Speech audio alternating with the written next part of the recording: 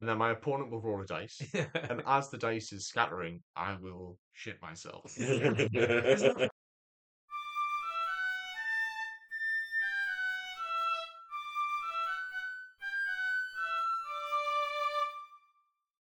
Hello, and welcome to episode 3 of Talking Shire, podcast about the Middle Earth strategy battle game from the community here in the northeast of England. So my name's Jamie, and once again I'm here with Nick. Hello. And with Jonathan. Hello. And we're going to talk all sorts of rubbish about the game we love. And this episode is a very special one because today we're talking about the GBHL Finale that we've just been attended at the weekend. So yeah, very exciting. We've got Very exciting. yes, lots of thoughts on this one. So it was hosted in Newcastle this year, which was very exciting because it travels around the country, and this year we were lucky enough to get it up here. The guys at Northern Lions Games, big shout out to Sam and Joe who helped run the event. There was a lot of effort on their part on the days. I know Sam wasn't very well. He was putting a lot of effort. So thanks, guys. That was brilliant. And the guys next door at the Elite Newcastle as well for the gym space, because without that it would have been quite a squeeze. But yeah, a bit about the finale then. The GBHL finale. Jamie Wiggins was the one who organised it, with a bit of help from people up here. So Jake Robson and Alan Cameron helped. A bunch more from the northern community as well, because we all kind of chipped in, putting terrain out and stuff like that. The club I usually go to, Rotten Seagulls, we help with some terrain and stuff like that. Also, the Middlesbrough Gaming Club as well, they helped, and it was a good collective effort from all involved. There's one pumpkin patch in there. I saw it on the table. I was like, I painted that pumpkin. a lot of effort into that one. Yes. So yeah, well done everyone who was involved in setting it up and doing it all, because it was very smooth. The event went very smoothly. We'll not go into too many details because we're going to go through it as we talk about it. So yeah, there was the Gollum Gamers stream as well if you want to check it out on YouTube. Gollum Gamers were they recording day 1 and day 2. So if you want to watch some games back, watch out on game 5, round 5. You might see someone bouncing on a nice exercise ball in the background, looking at you, Joe. So that's a bit funny to watch out for. But so any thoughts before we go into the rounds? Ken, what do you reckon? Was it good? It was a really good event. Yeah. What was your thoughts going into it then? I think I thought I was going to do better than I did. Don't I get knew, too I many knew, spoilers.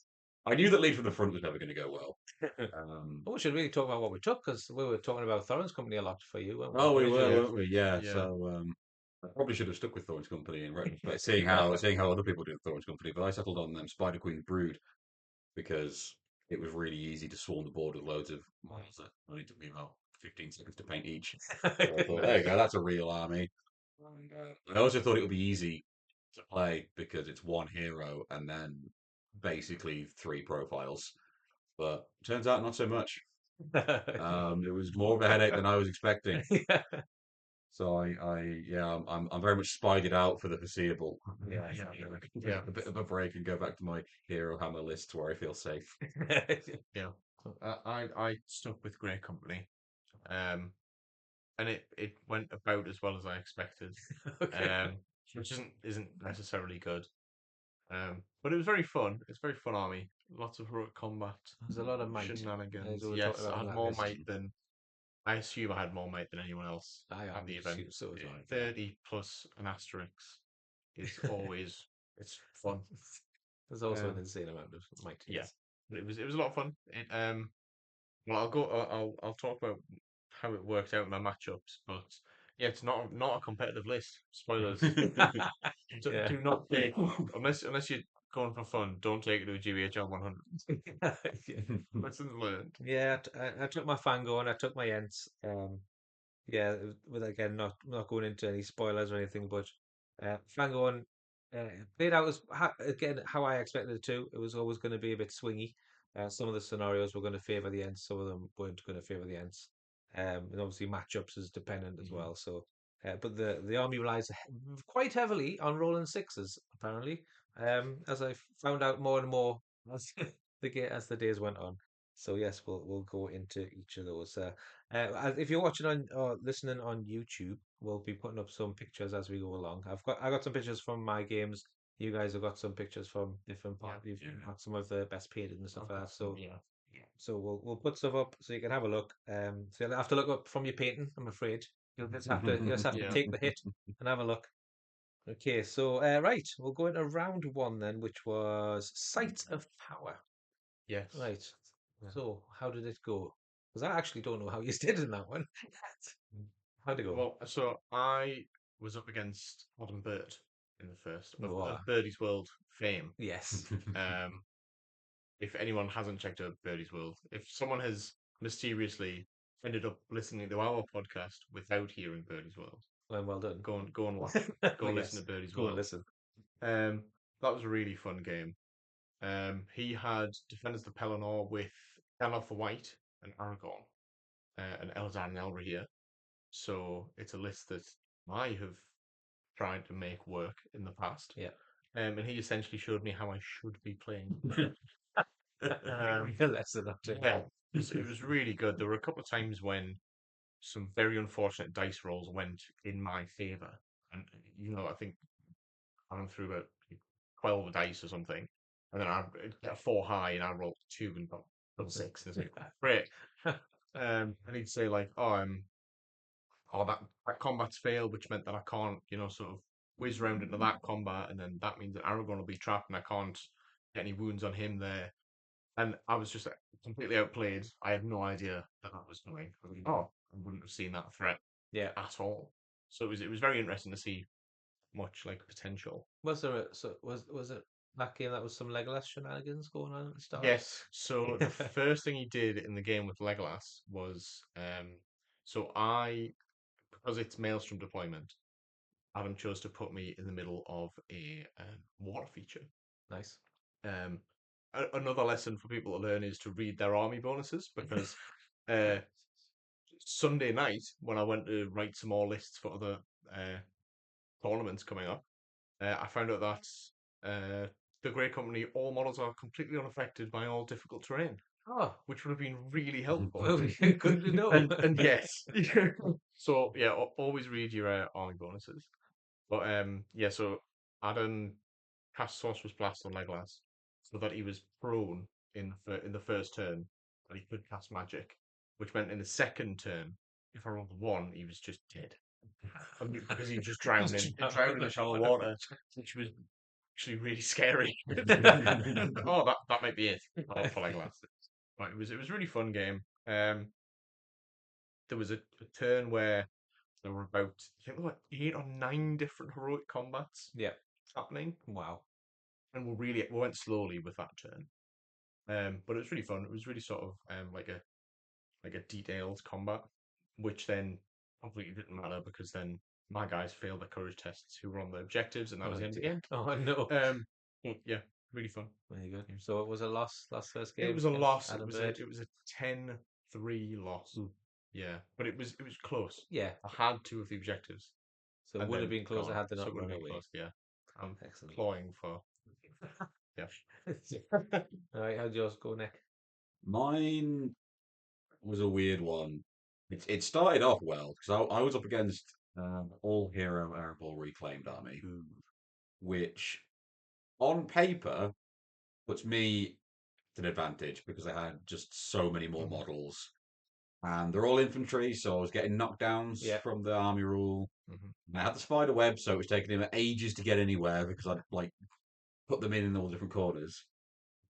But unfortunately, because it was Erebor reclaimed and not Thorin's company, they got really good armor. Oh. So what ended up happening was I was winning fights I had no business winning, but then it was coming back the other way, and I just wasn't wounding. So, for example, I managed to get a paralyze off on Killy on maybe turn 3. I'm not sure. It was early. Yeah. He was still alive at the end of the game, still paralyzed. I was putting 1 or 2 spiders into him a turn, auto winning the fight, rolling 4 to 8 dice, and just not doing a single wound. Oh dear. Ouch. I had Oin surrounded in another corner with a giant spider, a hunting spider, and bat swarm. So suddenly I was winning on fight because I think he's only fight 4, if I remember rightly. He doesn't have a very good fight. So half down from the bat swarm, I was winning on fight. Yeah. Putting 6 dice into the fight, And then obviously when I was winning, putting 12 dice into the combat, Yeah. into the strikes, Mm, didn't wound him once. Oh, no. great. I maybe only won about half the fights as well, even That's though I was quite high strength as well. strength 5, Yeah. so I was needing Nice. 6s Yeah. with re-rolling 1s, which isn't that bad when you're rolling 12 dice. And yet, Yeah. And yet. he didn't even have that much fate because I did actually get quite a few paralyzed hits off, and obviously he fated them away, Yeah, Yeah. yeah. as you would. But that meant I was like, oh great, well once I win a fight, I'll be doing No doing wounds. nothing. Great. So what ended up Yeah. happening was I did eventually kill Thorin. That took a few attempts. I got the Spider Queen into him with a Bat Swarm, and then foolishly left my back end open because I forgot about Broodlings. Well, Forgot that I could cover that. So he got his Gloin into me. I survived that fight. I forget who won that one. I can't remember who won, but I think he won. But I managed to put the wounds onto a spider. So the next round, I put spiders into Gloin, so that Yeah. couldn't happen. Yeah. And then he called a combat. I was like, Oh, no. okay, so I'll call a combat. Let's see if I can kill Thorin before yours happens. Thankfully, I won the roll off, and I did kill Thorin. But then I was kind of just stuck in this rut with Gloin chasing me down, and somebody else. I can't remember which other dwarf it was. And he did kill the Spider Queen.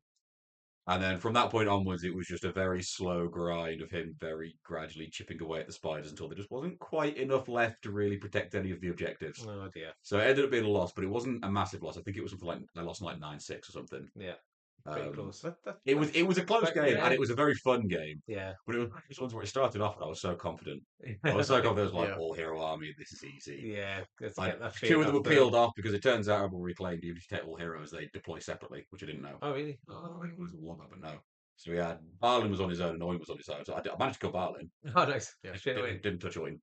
Yeah. No, not straight away, no. It still took about 7 turns. But I did kill them. I think in the end I'd killed 4 of them in total, which wasn't bad going.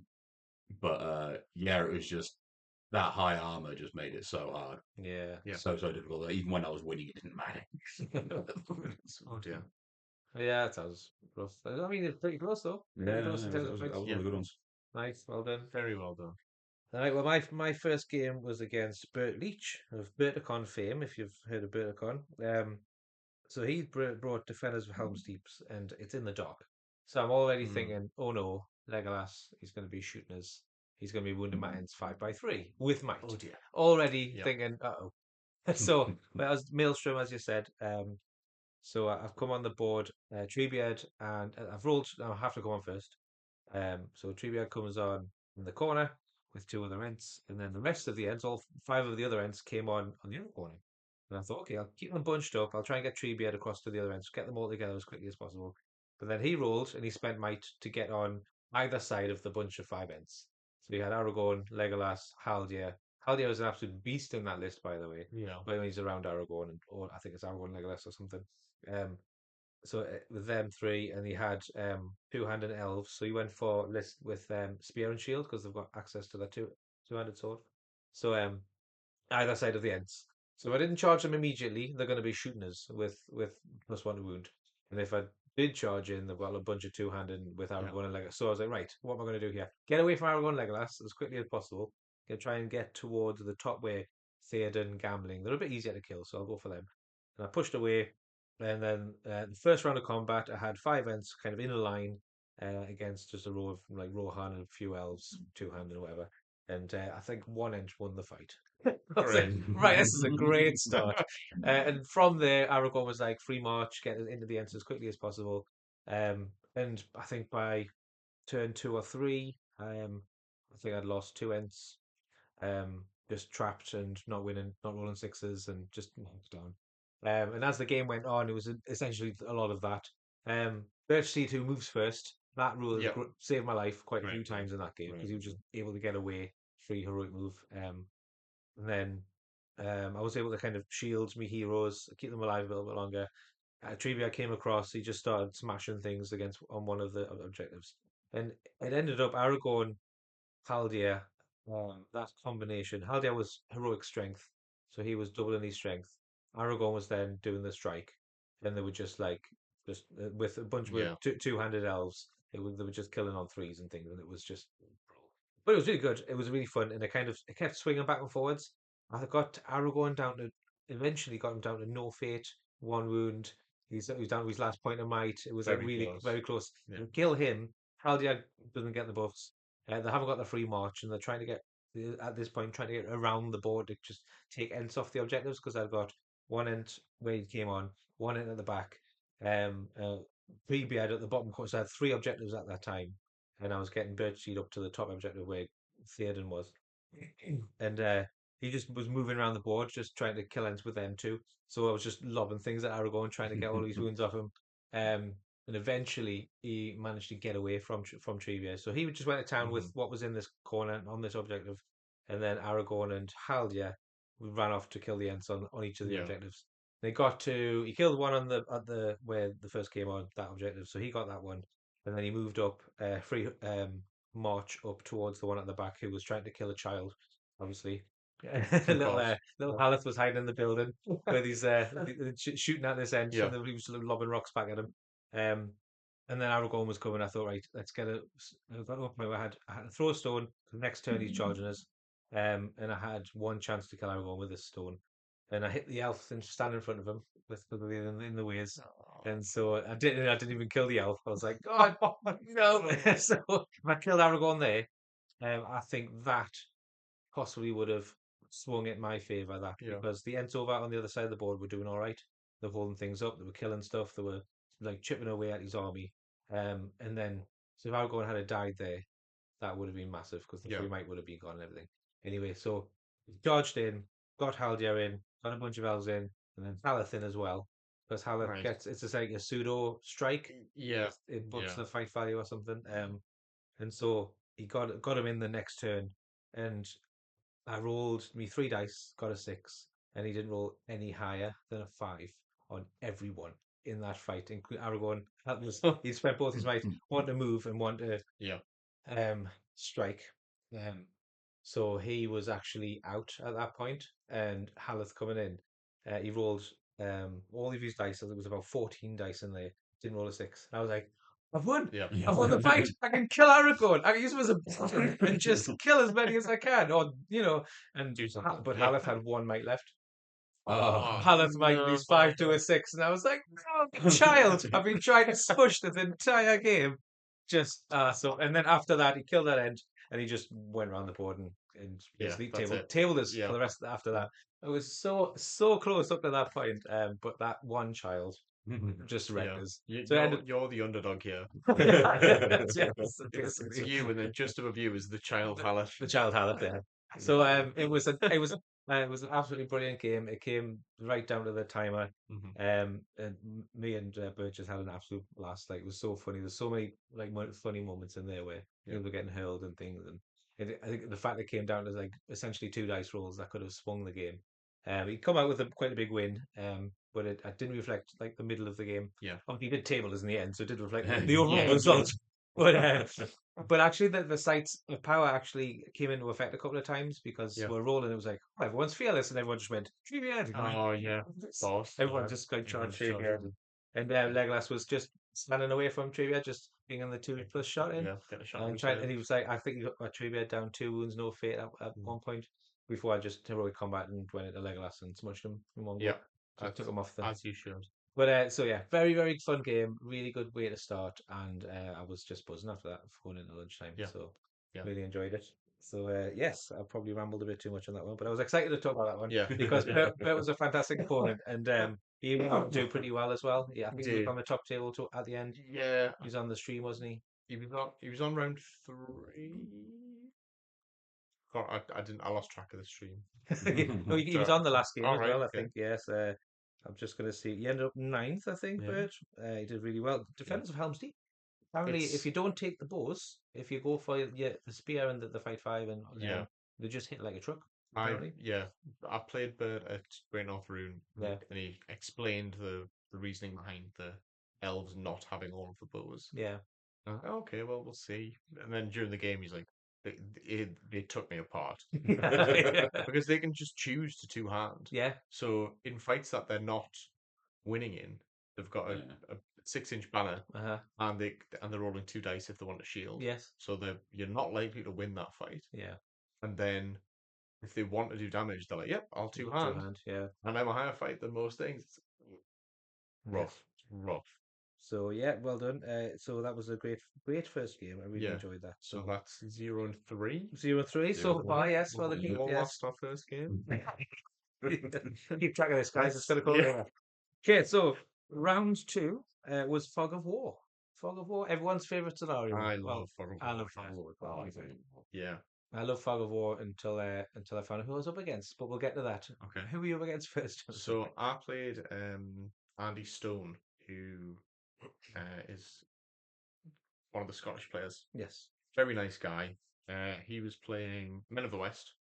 So he had Aragorn and he had Legolas and Gwaihir. The classic Men of the West build. Yes. He also had Gimli, to be fair. Yeah, okay. So that's different. Yeah, I So didn't see a lot of Gimli's and Men of the West. no. But it essentially meant that I also had the three hunters, and his were just, well, Aragorn had armor, Yes. and they could all get +1 fight for Yeah. a turn. But so at the start of the game, I chose my target to be Gwaihir Oh, okay. because I thought I'm never going to get near Legolas. Gimli is very slow, so he'd probably be at the back. Yeah. And I thought I need to probably kill Gwaihir anyway, otherwise Yes. I'll lose the game. Yeah. So it made sense that would be my target. Maybe well, I mean, we'll see if it makes sense. Yes. Um, and I've got lots of shooting in my army, so for the first 2 turns, I didn't really move up very much at all, because we had a very large river in the middle of our board, Yeah. and Legolas was essentially sorry, Andy's Legolas had an elven cloak on and was sat behind a tree. Excellent. You couldn't see him. So I can't shoot back at him. Yeah. But if any of my rangers go for the terrain objective, they're just dead. I knew that. I did Yeah. try anyway because I was losing the combat later on. But so I thought, well, I'm not gonna. I'll wait to go for the terrain points, and I'll go for Wahir instead. Yeah. And I called 2 heroic accuracies in the first 2 turns, and I think at the end of the second turn he had 2 wounds, no fate. So I did Wow. lots of damage to Yes. Gwahir. Goodness But me. the Great Company shooting is very good because you can choose where you want to do the wounds essentially. Yeah. He did have Gwahir behind a tree, so it should have been harder to hit him. But I'll just call it accuracy. That's fine. Yeah. You got the mic to do it. Yeah, exactly. Well, because Aragorn calls it for free anyway. Yeah, So that's if true. they're all in a bubble, it's fine. But I then and I said I was for the third turn. I said, well, they're probably going to shoot again. And Andy very kindly said to me that you reminded me that in Fog of War, you only get 5 victory points for killing your target if it's in combat. So I'd be capped at 3. And I thought, well, I have a choice now as to whether to go in or not. And Fight an eagle. yeah, so then I think Andy he lost priority, so I gave it to him. So Guahia had to move first. Yeah. So it was his choice whether to move Guahia back Yeah. out of range of combat, but then to just shoot him, or whether to go straight forward and try and entice me. Yes. And it worked. He did entice me. I thought, right, well, I'll go for the 5 if I'm in for a penny. Yeah. And I thought, well, next turn it means it comes down to a heroic move off. Yeah. And I'll get mine for free. Guahia will have to spend 1. It seemed like a fair gamble. Yeah. But I lost that heroic move off. Oh no. And Guahia sort of leapfrogged over half of the line. So there were 2 crossing points in the river. And Aragorn and a load of tin cans went over one. Gimli and a load of tin cans went over the other. So there was like a very perfectly sized Guahia hole in the middle of the line that he just jumped into. And I was like, oh man, I'm never going to get to him now. Yeah. But I have I think quite a lot of movement with if my heroic combats go off Yes. well enough. But it's so hard to kill tin cans with rangers who are strength 4. Because they're D7 It's shield the wall, so you D7. still 6s. Yeah. So if they're not in shield wall, I'm loving it. Okay. Yeah, absolutely. But as soon as they were in shield wall, it was just I couldn't really get as many heroic combats off as I wanted to. His Aragorn gives everyone a banner. Yes. It was very I wasn't winning much of the sort of the the battle line fight. Yeah. And then essentially after that point, I just lost control of the game. Yeah. Wahir was going crazy, Someone in and town, I think. Aragorn was also going to town on I things. was like, yeah. My I just assumed Andy had his 3 points at the start of the game, killing my target because in the first turn he went, I'm just going to shoot at that ranger. 3 dice. That's 2 wounds. Yep, he's dead. And I was like, that. And obviously, all of my models are heroes. So I thought that's probably His target. 3 points for him, which sort of fed into my decision to go for Wahir in combat instead. Yeah. Try and get some Um, points. so yeah, it's the first time I played Men of the West. So just finding out how it worked on the table was very interesting. Yeah. Aragorn is a monster. It has got a lot of stuff going It's for a it. lot of stuff going for it. Mm. Legolas and Gimli were probably my MVPs in that game because they just stood on the side of the line and just chewed through 2 or 3 per turn. Yeah. It could not be stopped. Yeah. The rest of my line was gone. What else left? But so they were doing quite a lot of damage, and then they got close to breaking. And I was like, oh, so how close are you to breaking, Andy? And he was like, well, I'm 6 models off or something, but I'm fearless. Yes. Oh, Well, Aragorn's still alive. oh my They're not effort. going anywhere. Yeah. Yeah. So yeah, at that point, Legolas and Gimli started spending all their might and trying to get stuck in, but it was too late. Too late by then. It was Yeah. quite Did you get any of your targets So then? I had 1 ranger left alive at the end of the game. Yeah. And he was the ranger that I chose to protect. Oh, nice. So I got points for that. Excellent. I think I got. Were there banner VPs in that one? I think I picked up 2 points for something Fog of else. War, I think so. I think it was Banner VP. Is it Banner VPs? I Um, I never had banner, so Yeah. my armies use them as a I nuisance. feel Possibly. something wants me to say that the score was 16-7 Okay. at the end of the game. Well, the thing Oh, is, right? I have this thing, and I can have a look. So yeah, so I got wounds on Guahir, and I Yeah, think 16-7. Well, I remember. Yeah, and I think I broke him. Oh, I think we were both broken, so we got 1. Yes. I got a wound on Guahir, but he wasn't dead. And then I got 5 for protecting my protectee, Nice. and then he killed his target. Yeah. Scored his objective. Expected, yeah. But yeah, Oh, very fun game though. so another loss. Another loss. Another loss. As We're not doing well, guys. Yeah. Come on, Nick. Bring it back. Yeah, I'm going to be honest, the trend will continue. I was also up against Men of the West. Oh, I found my game really frustrating because of the fearlessness. yes. Yeah. Because obviously my army is a terror-causing army, but that is balanced by the fact that at big bases, it's very easy to trap and very low defense. So the terror is there to stop you getting folded by the smallest things. So as soon as you go up against an army that is entirely fearless, Yeah. that's my 1 defense gone. Yeah. And so early on in the game, we were trading fairly evenly because while we had the tinnies, so it was a classic build. It was Aragorn, Legolas, Gimli, and Guahir. Yeah. A bunch of tinnies and some Rohan with throwing spears. Yeah. So as long as I was fighting the tinnies, he had the higher fight. Occasionally I'd get a bat swarm in, so I'd win on that. Yeah. But knowing my luck, most of the time I was able to get a bat swarm in, it was against a giant spider who would fight 2, so it then just became a roll up anyway. Okay. But when I was winning, I was definitely killing. When he was winning, he was usually wounding, Yes. not necessarily killing. Yeah. But it got to a point where I broke them first, a few turns before me. Yeah. But it didn't matter. No. And then when I broke, my army disintegrated. And that was what sort of really rubbed me the wrong way about the game. It was neck and neck and neck and neck and neck and neck and neck and neck, and then I'm just gone. Yeah. Yeah. And then I get a Yeah. major I defeat. think I came past your table at one point and I was like, oh, how's it going? And you're like, oh, it's fairly even. We've lost. Yeah. You checked out how far away you were from breaking. It was like 6 models and 7 models. It was like really close. Yeah, Yeah. really close. But then when we actually broke, it meant a massive deal to me. But it meant absolutely nothing to Men of the West. Yes. Yeah.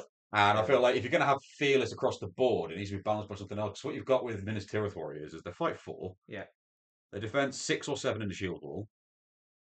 They've got kind of piddly courage, but they're not that expensive Yeah. because they've got kind of piddly courage. They've got kind of piddly strength. But like you compare them to like an Urukai warrior. Basically, the only major difference is that they're not quite as strong. Yeah. They've got the same fight, Yeah. haven't they? Because they're all fight 4. But then you make them fearless, Yeah. and now you've got a warrior that you can not like hoard, but at 1,000 points you can kind of hoard it, Quite a Yeah. lot, yeah. and they're just not going anywhere. Yeah, yeah. Versus every other army where you break and you fold. Yes. If you've got high courage, you've probably got a low model count. Yeah. Um, and I found that kind of maddening to deal with. Yes. One highlight of the game though, so my target was Legolas, which I thought I'm fast enough. Yeah. I can get someone in. Yeah. Unfortunately, every time I got someone in, Legolas just shot them, Shot them. Oh, yes. and then they Yeah. just died. So Classic. Classic Legolas. I might have had a couple of fight rolls with Legolas, maybe, probably like 2. Most of those potential fights just got shot. Yeah.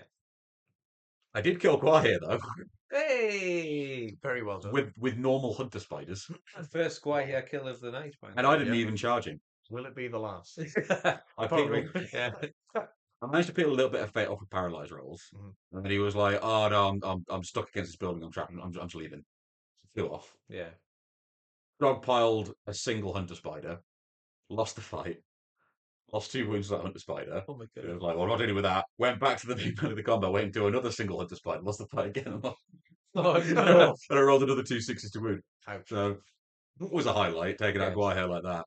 But yeah, overall, I found the game really frustrating. 'Cause then I ended up getting not quite tabled, but nearly tabled Yeah. because Yeah. Because Aragorn was fighting, but not very often, so it was really hard for me to even conceive of the idea of turning the fearlessness off. Yeah, from what I could see was like towards the back. Like where A lot of time was spent with them in the middle of the board while everything else was around the edges. yes. Yeah. Kind of stayed away from a lot of the big fights. Yeah. Yeah. But then it meant like when I tried to get my Spider Queen in a position to start taking out heroes and stuff, and to secure what was going to be my building, my terrain piece rather. Yeah. It meant that you got Aragorn in, but because everyone around him was fearless, he got like 10 other guys in. Yeah. So it meant while I'd got the spiders to put the wounds onto, it didn't matter because once you account for the trapping, it was from like 25 dice to Yeah. wound Yeah. at the end of it. And I mean, I was completely resigned at that point because I did a strike, I was winning on fight, and then I rolled my dual roll and I got two ones and a 2. Yeah. So I was like, oh, Yeah. okay, it's one of those games, is it? And I think by that point as well, though, you were feeling pretty low because you were Yeah. already unwell Yeah. Saturday morning. Yeah, and I wasn't well either. Yeah. But yeah, it's like lots of people have complained about Men of the West, and I'm one of them. But I think a lot of the complaints have come from people seeing Aragorn, Leggy, and Gwaihir in the list, Yeah. and thinking all of those are really strong. Put them together, and that's why they're broken. I don't think it's any of them. I think they're annoying, Yes. Yeah. but I don't think they're fundamentally broken. Yeah. Maybe Legolas is, but that's for other reasons. I don't think Legolas doesn't make the list he's in broken. Legolas himself is just a Yeah. nuisance. What makes that list busted is the fearlessness because it has too high of a body count to have an entire fearless army. Yeah. I've heard some people say maybe it should be like a 6 or a 12-inch bubble around Aragorn. Personally, I think it should be tied to for Frodo. Yeah. I think board wide fearless for one turn, it's cool and thematic, Yes. Yeah. and then it goes off. So it could be Yeah. your Hail Mary at the end of the game. Maybe Yeah, use the it same the effect turn again. the turn that you turn you break, break, or yeah. the turn after you've broken when you've used your free Hero of Legend Yes. Stonefast. Yeah. Yeah. Then you do for Frodo, and then you try and sweep, Yeah. and it's your one final Hail Mary to try and Yeah. flips the game for you. I think that would be fun. That's a good show. But having it all the time, as long as Aragorn is alive, especially with Aragorn, of all the heroes, Aragorn, he's so hard to kill. Yeah.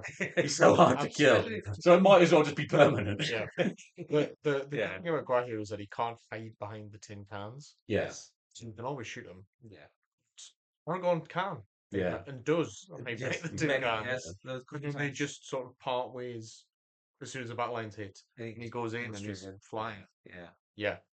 Yeah. Difficult to deal with. Very difficult. Yeah. So another loss. No, so I think it was 16-1 in the end because I got my 1 point for Nice. breaking him. Hey. Yeah, that was it. Yeah. So those who are struggling to keep track, it's 0 and 5 0 and now. 5. See if I can help. My game was against a lovely bloke called Michael Middleton. He really was actually a really nice bloke, and but he did bring 3 dragons Ouch. against Ents. So he had 3 dragons, a dweller in the dark, and a prowler. So he parked up the dweller and the prowler just behind a building at the back. You can just tell the main reason for that list was just to use the dragons, I which is actually like. I weird. massively respect that. You know what I mean? Listen, I want to get my dragons out. So I'm actually, not going in the corner. the night before we were speaking to Jamie while we're setting the stuff up, and he's like, "Oh, we have a soft ban on dragons Yeah. by making a model count 5 minimum, you know." So he's like, "Well, just take 3 big ones and take 2 other models." But to be honest with you, right, I set up against the drag. I set me ends just in a line. I was like, I'm going to chuck some rocks at them. I've got 80-inch range. He's only got 12 on his fire. I've got at least one turn. I'm just lobbing some rocks at a dragon. Hopefully, I can take some wounds off, some might or fate or whatever. And so I did that. I set up a nice little line. Very much aware that Beachbone doesn't have any fate. So if he got hit by fire, he's just gone. And he has 3 might. So I need the might for the moves and stuff. So I set them up. Dragons. They were all beautifully modelled with little Christmas hats. So I was Great. already enjoying the game. Yeah. The dragon who has magic had a little magic wand in his mouth. The dragon who breathed fire had fire coming out of his mouth, and the other dragon who was the leader had a little crown on his base. It was all modelled very nicely. Great. They're all bright colours as well. Yes. To be honest with you, Yeah. it was great. Loved it. Even the dweller and the goblin had a little hat on as well. I might have a picture of that actually. I'll put it up if it's on there. Anyway, so the game, Fog of War. I chose to keep Merry alive. So obviously, if you got Trivia with Merry and Pippin, keep on the hobbits alive. They can't be targeted. Um, and I wanted terrain piece quite close to the center because I knew I wasn't going to get across the board with the ends. Yeah. And I wanted to try and kill the green dragon because the green dragon is very Middle Earthy, isn't it? So Yeah. I wrote down green dragon. That's fun. So that, as we'll find out, wasn't a very clever thing to do. So as the kind of was set up, I threw some rocks, nothing hit. And then next turn he got his dragon within 12, and I thought, right, I don't mind losing a couple of ends. If I've got a couple kind of in the open, as long as I get some rocks off, I'll be fine. Yeah. But him also missed, and then he got his breathe fire. He hit the first end of the front, killed him. But then I've totally forgot it has splash damage. It's Yeah. 2-inch range. And I had 3 other ends around sitting next to this still saying. Oh, no. And I was like, oh no. So he's like, can you just check which ends are in range? I was like, I'd rather not, but okay. So the next end died, and the other end died, and Birchseed was the last one who had 3 fate, lost all his fate. No. Because he rolled really poorly on the fate rolls. Yeah. So turn 2, I've lost 3 ends and all of Birchseed's fate, and I thought, oh, right, how am I going to get myself out of this little hole I've got myself in? Yeah. So he pushed up the green dragon up the flank, and I thought, if I can kill that dragon, I'll just put everything into my target. So that's what I did. I put everyone back together, more than 2 inches apart, and then went towards the green dragon. I managed to trap one up against the fence, keep the other one safe while the other dragons came over. And I managed just to punch the green dragon to death. I was like, get in, right, scored some points. Treevee had got some wounds off on the red dragon, which was the magic one. Couldn't do anything against the ends because magic doesn't really affect them. And Birchseed was kind of getting the free moves when I needed to, so I could just kind of move them around where I needed to. So that worked. Got the green dragon, punched the red one. The red one then parked itself next to one of the buildings on my half, for no apparent reason. Obviously, that was his target. And then I just right, let's run away from the fire-breathing blue dragon. Yes. So we just started running away. He was just after Beachbone, and clearly that was his target. Yeah. And I was just like, right, keep getting away from, try and get away from him. Moving first, getting behind buildings, get some in the ways and stuff like that. Meanwhile, one of me ends went after the dweller and the prowler, and they just did a Benny Hill round the house at the moment. It was like, who's going to move first? Oh, you got away. 8-inch movement. Oh, he's gone. He's gone on the other side. It was just that for like 3 or 4 turns. Yeah. I thought if I can kill them 2, I'm going to break them. And then the dragons might run Just away. one more. So if I can kill them, great. So one end just chasing around the building while Beachbone was trying to stay alive. Treebeard just ran off towards the objective because he's got Merry. And if he's got the terrain, at least I'm scoring points there. Yeah. So because in my head, kill the green dragon, got me terrain piece, kept Murray alive. If I can now end the game, great. Which did happen quite quickly because he managed to fire breathe Beachbone as well, so he died. And so I had, in the end, Birchseed died in combat. I only had Treebeard, Merry Pippin, and the other guy. I think there was broken 1 or 2. I think I was broken by that point. I rolled a 1 very early on. So Yeah. I was like, get in, I've scored loads of points. I might have actually won this. If obviously it depended on what the score is. So we'll come to the scoring. And I was like, got me book out. This is my targets. And he was like, Green Dragon was my target. He went, God, you can't choose the green dragon. He's my leader. And I was like, Oh, oh no, oh no. So it was like, that was completely my fault because he'd had given his list to me before the game, and I yeah, was like, "This is my list. This is what I've got." And I just saw dragon, dragon, dragon, fire, magic. I yeah. was like, I just pretty much I just Just saw pick one. dragons. And Yeah, I was like, yeah, I'll pick the green one because it's the most Middle-earthy sounding one. And that was totally my fault. I just didn't read it properly. yeah, So I killed the green one. So you obviously in Fog of War you get points for killing the general. But obviously, if you kill your target in combat, so it was either 5 points or 2 points I scored for killing that dragon. So I had a discussion. I thought, well, it was totally my fault. I can't take the 5 points and win the game yes, because it was yeah. my fault for doing so. That's So fair. we Yeah. come up with it. I mean, we got Jamie over, but by the time Jamie got there, I was like, we were already kind of worked it out. Ultimately, you had killed the general, so Yes, like, I had killed. yeah, so there's like, Yeah, got 2 points for the general. I got full points for the terrain. I got full points for keeping Mary alive. So it ended up a 16-14 loss. I was like, ooh. so after losing so like 3.5 ends turn two, I'd managed to scrape it back. And if I Oh, hadn't made that error, but then he did say, obviously, he just threw his green dragon up there because he was the general. There's only two Yeah. points in it, yeah, so he was a bit more cautious with the others because he yeah, probably thought one of those would be my target.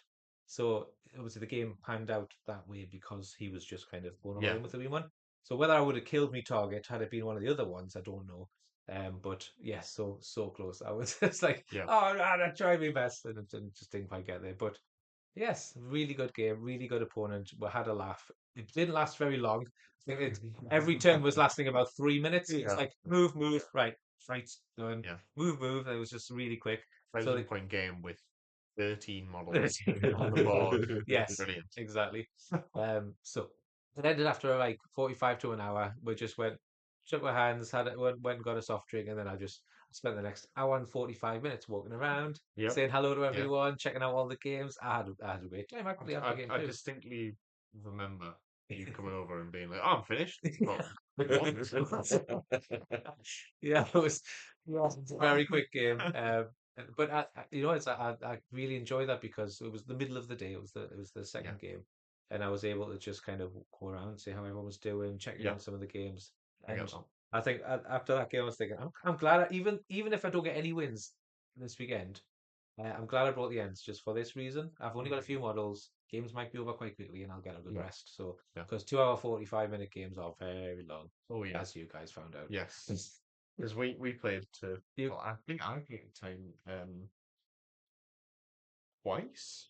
I yeah, think, Oh, not me. but I think but or close to time yeah, anyway. yeah. Very close. I think I only had one game that took longer than an hour. Oh, Oh, really? yeah. Oh, you had a similar experience then.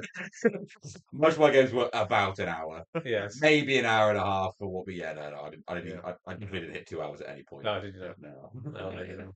So, yes, so I also lost. So that's note for six now. yeah, So then going into game three, we found ourselves next door on the lower yeah. tables, all three of them, So but alongside everyone the else. rest, yeah. So we had, Shout out to the big names of the Northeast yeah, Midland so community. I think so. In that game, we had Joe versus Thomas on Yeah, one of the tables. There was me versus my next opponent, and we had Alan Cameron versus Jake Robson on the yeah, table next to me. And then on the table on the other side of me, we had yourself. yeah. I was playing Andy Me. Yes, Andy May, Yeah, who is also from Middlesbrough, I yeah. believe. And Um, Jake Pollard was down there with yeah, on us the other when table across. And then Nick was over there somewhere as well. yeah, You were, Yeah, I was down the side. yeah, I can't remember I his think name you. now. I was up against a fella from Edinburgh. Yes, yeah. yeah, So there was all of us all sitting in one. I yeah. think only Tom Spate was in the other Yeah, building. Tom Spear is the only one to get a win in the first two rounds out of all of the All of North. them. Bravo, Tom. Oh my, yeah. Um, so Thanks, Tom. yeah, that was funny because we're just Yeah, going to party on the bottom tables at that yeah, point. It's just like, okay, this is an issue yeah. for the Northeast. We're gonna have to figure this out. But we need to draft in new players. But it meant, yeah, but it meant that game three we're all together and it was quite a laugh It actually. It was was, a yeah, good it laugh. was very fun. So going into game three, which was lead from the front. Yes. So who did you have, Jonathan? So I played against Andy Me, and he had the Last Alliance, which going into lead from the front against Last Alliance, I thought this is going to go really poorly because you've got two. So we had Elendil and Bill Gallard, Yeah, and also Elrond. yeah. So I think that's 2 legends and a valor. So lead from the Yeah. front's the one with the 3 objectives down the middle, Yes. and you Yeah. you get points for the highest tier hero Yeah. holding the points. Yeah. So And I thought this is going to go. This could go really poorly because if I don't roll a 6 against Gilgalad and Elendil, that's it. yeah, I don't have they're gonna choice. kill There's me. no real like agency in the decision. It's just they and they get +1 to wounds. Elendil's strength 5 with +1 and a free Yeah. heroic combat. It was Burly two-handed or yeah, something. Yeah. yeah. But it ended up the game. I think Andy was worried about my shooting a bit, Ah, whereas right. I was also worried about Andy's shooting. Yes. So I had elven cloaks on the heroes that needed it. So Legolas was able to not get shot through the terrain from the elven archers, but he was able to get some pot shots. Yeah. Um, but my plan was essentially to go into the middle of the board, and then because I've got enough rangers, they're all heroes. So one of them can sit on an objective Yeah. and score minimum points as long as there's no heroes nearby. Yes. And I knew that the way that Andy deployed, Elendil and Gilgalad were going to come up in one big sort of chunk down the middle of the board, while Elrond went around the top. So I decided to focus on the middle to try and contest the objective there. Yeah. So I had to essentially, if they're both on that objective, and Aragorn's also on that objective, great. That's Yeah. fine. That's a draw essentially. So it just turned into a massive slog in the middle. Essentially, yeah. There was I tried to hold up Elendil and Gilgalad as much as possible. Yeah. And because they were on the end of Andy's line, it meant that I could get 2 rangers into each. Yeah. Which doesn't seem like a lot, but it means that when they're heroic combating and stuff, they need to do at least 2 wounds. Yes. And then if they call the heroic combat and I get +1 fate, it just turns off completely. So I wanted to make sure that they didn't really have as much space to heroic combat if I could help it. Yes. And I think the fate was really important, and especially Elendil, who was just going right. I'll call heroic combat. Why not? Why Yeah. not? Why not? Every turn after turn. Yeah. But if he killed 1 ranger, I had enough rangers. While Aragorn just steamed through the elves. Yeah. So he went through the elven front line, then he went through the Numenoreans. I will always do this when I play Last Alliance, but I will forget about the World of Blades. Yes. Then I will declare that I'm charging into that elf. And then my opponent will roll a dice. And as the dice is scattering, I will shit myself. The last lines works. I'll It's go, just and then it won't be a 6. And I'll go, oh, okay, right. I need to remember that for the next time. Where do I want to charge? And then I'll think about it for a while. yeah. And then I'll forget again because Yes. I've thought too much about it. And then I'll charge someone else into an elf, and it will go like this for the entire game. Yeah. Yeah. So it's always really really tense army It's to go terrifying, against. isn't it? Charging up It's against elves really and that. scary. I think Yeah. the first ever game of this edition, I played against you in a friendly game, Nick, and just I was thinking I don't want to charge. I'm just Yeah. not going to charge. I'm going to stay wait for you to charge me, and it was Yeah. just Yeah. it's just bonkers Yeah. because you wanted to pick one of the fights. Exactly. I haven't played Last It's Alliance since then terrifying. because I never got around to finishing painting them, but I really need to because they were so much fun. Yeah. Yeah. I've seen comments people saying why they've got all these cool rules and why aren't they higher on the tables. And I think it ultimately boils down to the fact that you have to deploy separately Yes. Yeah. Yeah. You because you should. can't mix and match. If you could mix and match elves and gnomes in a single warband, I reckon they would be a lot higher because it means you've got at least 1 turn squishing them together. Yeah. I don't think that the issue is that the big heroes that you pay near 200 points for each Yes, of I think that was them. so None of them expensive. have horses. Yeah. Well, I mean, Isildur has a horse. Elrond can have a horse. Isildur horse is really good. Yeah. If you choose to take Isildur, you can't have the ring unless if Gilgalad and Elendil are in the list as well. Yeah. So you can Yeah. take Isildur on horse, but then you're not getting the maximum. So what did from Andy him. have? He had So Gilgalad. he had the other 3. Yes, So okay. Gilgalad, Elendil, and Elrond. Yeah. And Elrond, when I remembered the rule for World of Blades, on the where I've got my Rangers and the 3 hunters, and then just going, Gimli, he was charging in, Aragorn was charging in because they can take the hits. Yes. Yeah. Whereas Ranger, if he gets a cheeky 6, and I feel my fate just It's gone. gone I lose a anyway. mate as well. I lose Yeah. 2 attacks. It's Yeah. terrible. Um, and then the other side of the board, I had just Elazan and Elra here Yeah. against, and 2 Rangers, and then they were against a full warband of elves and Elrond. Yeah. And instead of charging, Andy moved as far as he could up to the objective, so that he was essentially the entire warband was stuck between a sort of low wall and a building. Right. And then I positioned Eldan, Elrahir, and a ranger. The ranger slightly back, so you had to charge the 2 elves first, and so Elrond couldn't just go straight through him. Yeah. But I didn't charge. Right. I waited until so I didn't have to take, because if I charged in 2 elves to tie Yeah. up the whole line, Running blades. Yes. then that's 2 chances that he can roll a 6, and that could kill Eldan or Elrahir. Yeah. So I essentially just held them up for a turn. And the rest of the game, I knew Eldan and Elrahir were going to die. I just heroic fenced with Elrahir All right. against his dad. Killed his dad's horse, Nice. and then immediately the next turn, his dad killed him, Okay. and then his brother got really annoyed, charged into his dad, and then he died. So Elrond wasn't happy. No. Andy described him as taking his screen time away from him, which I think That's an extreme it's a way to do it. It's a really disrespectful way to talk about elves, I think. Yeah. But he won that fight and on the left hand side, but it meant that if he wanted to score any points over there, Elrond had to stay there because Yeah. he's the hero.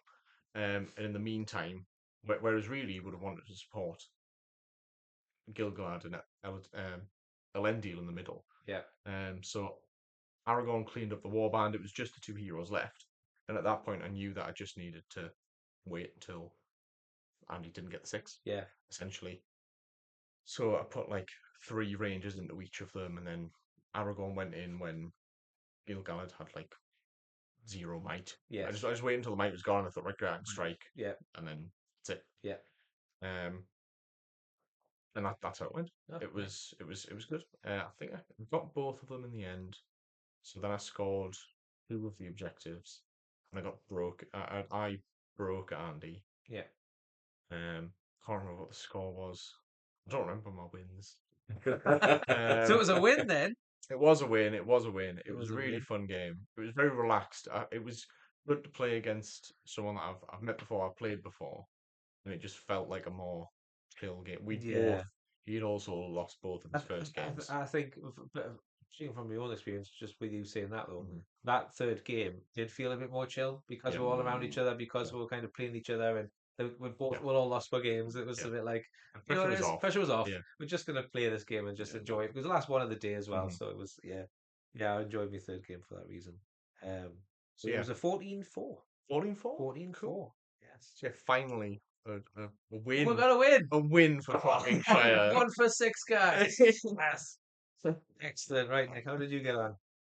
Well, I don't think anyone's going to be surprised to hear how I got on. It was, of course, lead from the front, and I did, of course, have one hero. It was not even a hero of legend. So Is it? Yeah, so yeah. against you already, isn't it? Yeah. I was a bit resigned for this one. I mean, I went into it thinking, well, you know what? Maybe I'll table them. Yes. Maybe I'll table them. Maybe I'll go up against somebody that's, slipped Goblin Town through the list and I didn't even notice. Or maybe I'll go up against Thorin's company or something like that. And I'll be able to just kill everybody. And then I opened the app and saw Varyg's Canned, and I thought, I have a vague memory of the Varyg's Canned list, and I don't think I liked it. Yeah. And then I opened the list, and I saw, if I recall correctly, 5 chariots. Might have been 5, might have been more. I'm not 100% sure. And whatever wasn't a chariot was cavalry. So that was also not great. Not When the ideal. main army bonus that I'd been using to that point was the cavalry charge of the spiders. So Yeah. it was quite a chill game because by the time I sat down, I already knew I'd lost. So there was no Yeah. need to sweat So- it really. So his list now. So it was let's have a look. His name was Mark O'Brien. He had his various kind. Yep. So it was Candish chariot, Candish king on a chariot, with 4 horsemen next to him. Another Candish king with a chariot with 4 horsemen. Another Candish king with a chariot with 4 horsemen. another Candish king with a chariot, a Candish chieftain on a horse with horsemen, and a Candish chieftain on a horse with a warrior, just one warrior. So there was a bunch of them. This was the One, list. two, three, four. Yeah, This was four the chariots. list that the display board for this was really nice. Oh, it's very good. Yes. They were all set up as though they were on a starting line. Yes. So he explained the list to me when we got there, and unfortunately, it was completely lost to me. The entire list was full of Formula One puns. Yeah, Stop. I wouldn't have gotten that. So that's why there was a mix of colours in there. It was all the different F1 teams, It was really cool. and It was and very every character had given a name that was a pun. And I was like, I'm sure this is really funny to someone.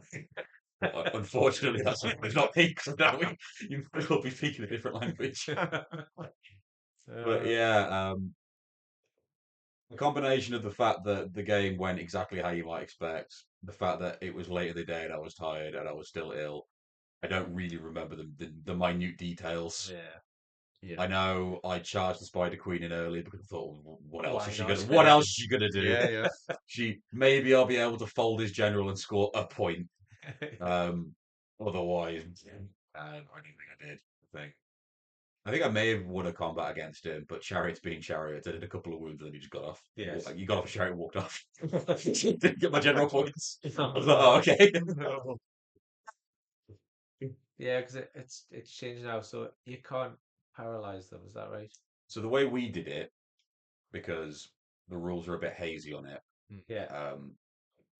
they can't be like affected by magic that prevent them from moving, but paralyzed stops you from activating. Yes. So what we basically treated Okay. it as was if I paralyzed him, they were functionally So transfixed. yeah, so this is what happened. I played a game at Hull, and this same thing. Because I had a Barrow White, and he had a king on a chariot, and so we went through the rules twice together, and we're both coming to agreement that it doesn't actually say you can't paralyze. You can't obviously transfix them. You can't stop them from moving, as you said. Yeah. Yeah.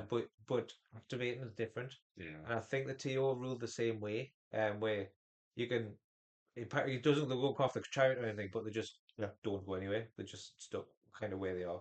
We treated it as a functional transfix, so he's still got dice in the fight. Yeah, that makes sense. Yeah. In retrospect, I might have treated it as you just don't go prone, so you don't get the extra dice Yeah. on the auto wounds, but it wouldn't have made a Well, difference It's in the one grand of scheme of it's things. one of those that I didn't get that many transfixes up, and he was. It didn't matter because yeah, I can paralyze one chariot and then another one just come around the corner. Yeah. Because I Right do over. the canned ones. I think it's 2 strength 4 hits, Yes. Yeah. impact hits, and I'm defense 3. Nice. So what are the odds of rolling 2 4? I was pretty good Yeah. actually, as it happens. Yeah. You like charging people like that's a dead spider, that's a dead spider, that's a dead spider, that's a dead spider. I'm out of movement. Yeah. Yeah.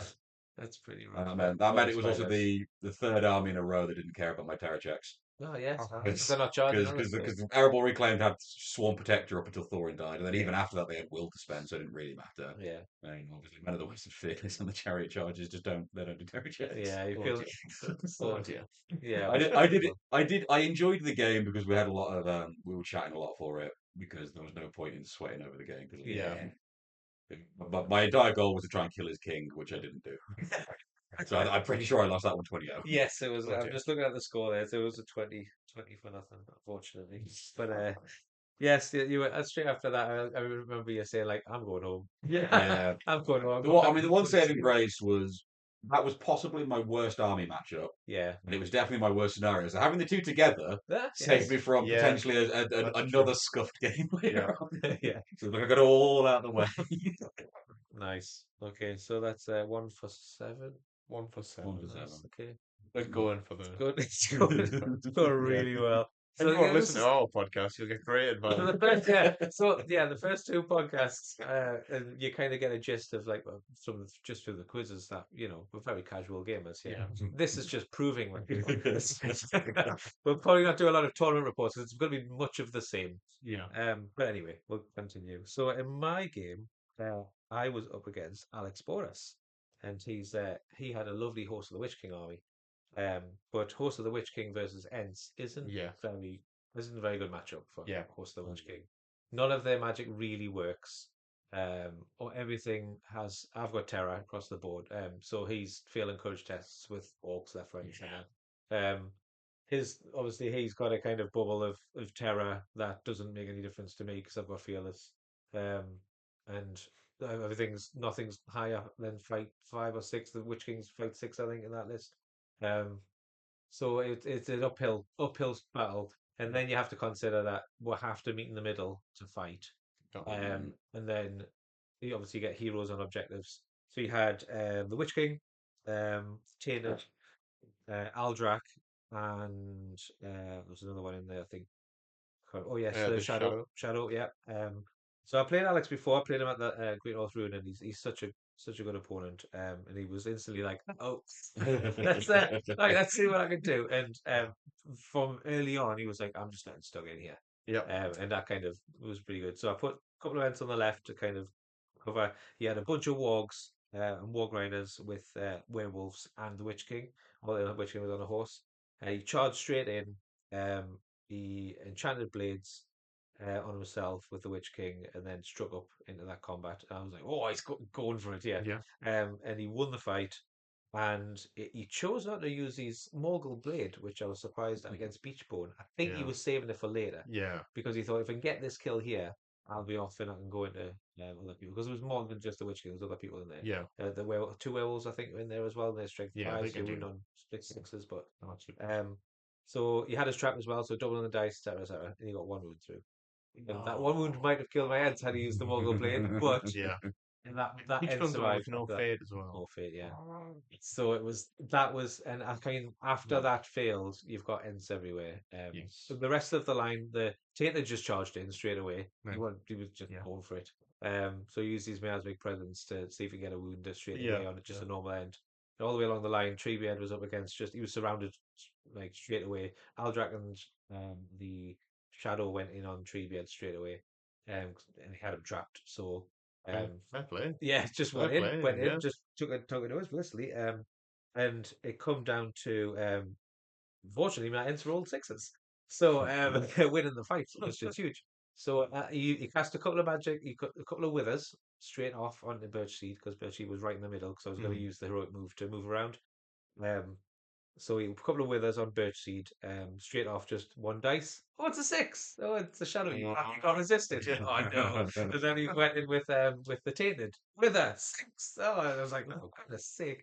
And so I was like instantly down to strength 6 on Birchseed. Oh no. Strength 6? I know. How did you do any damage? I don't know because yes. I mean after that, but it just went the way you would expect. Yeah. After that, once I was starting to win the fights, I think the Witch King went down fairly early on, which meant like his army was just it was just a matter of time because the werewolves weren't going anywhere. The Warg Riders failed to charge Yeah. the entire game after that.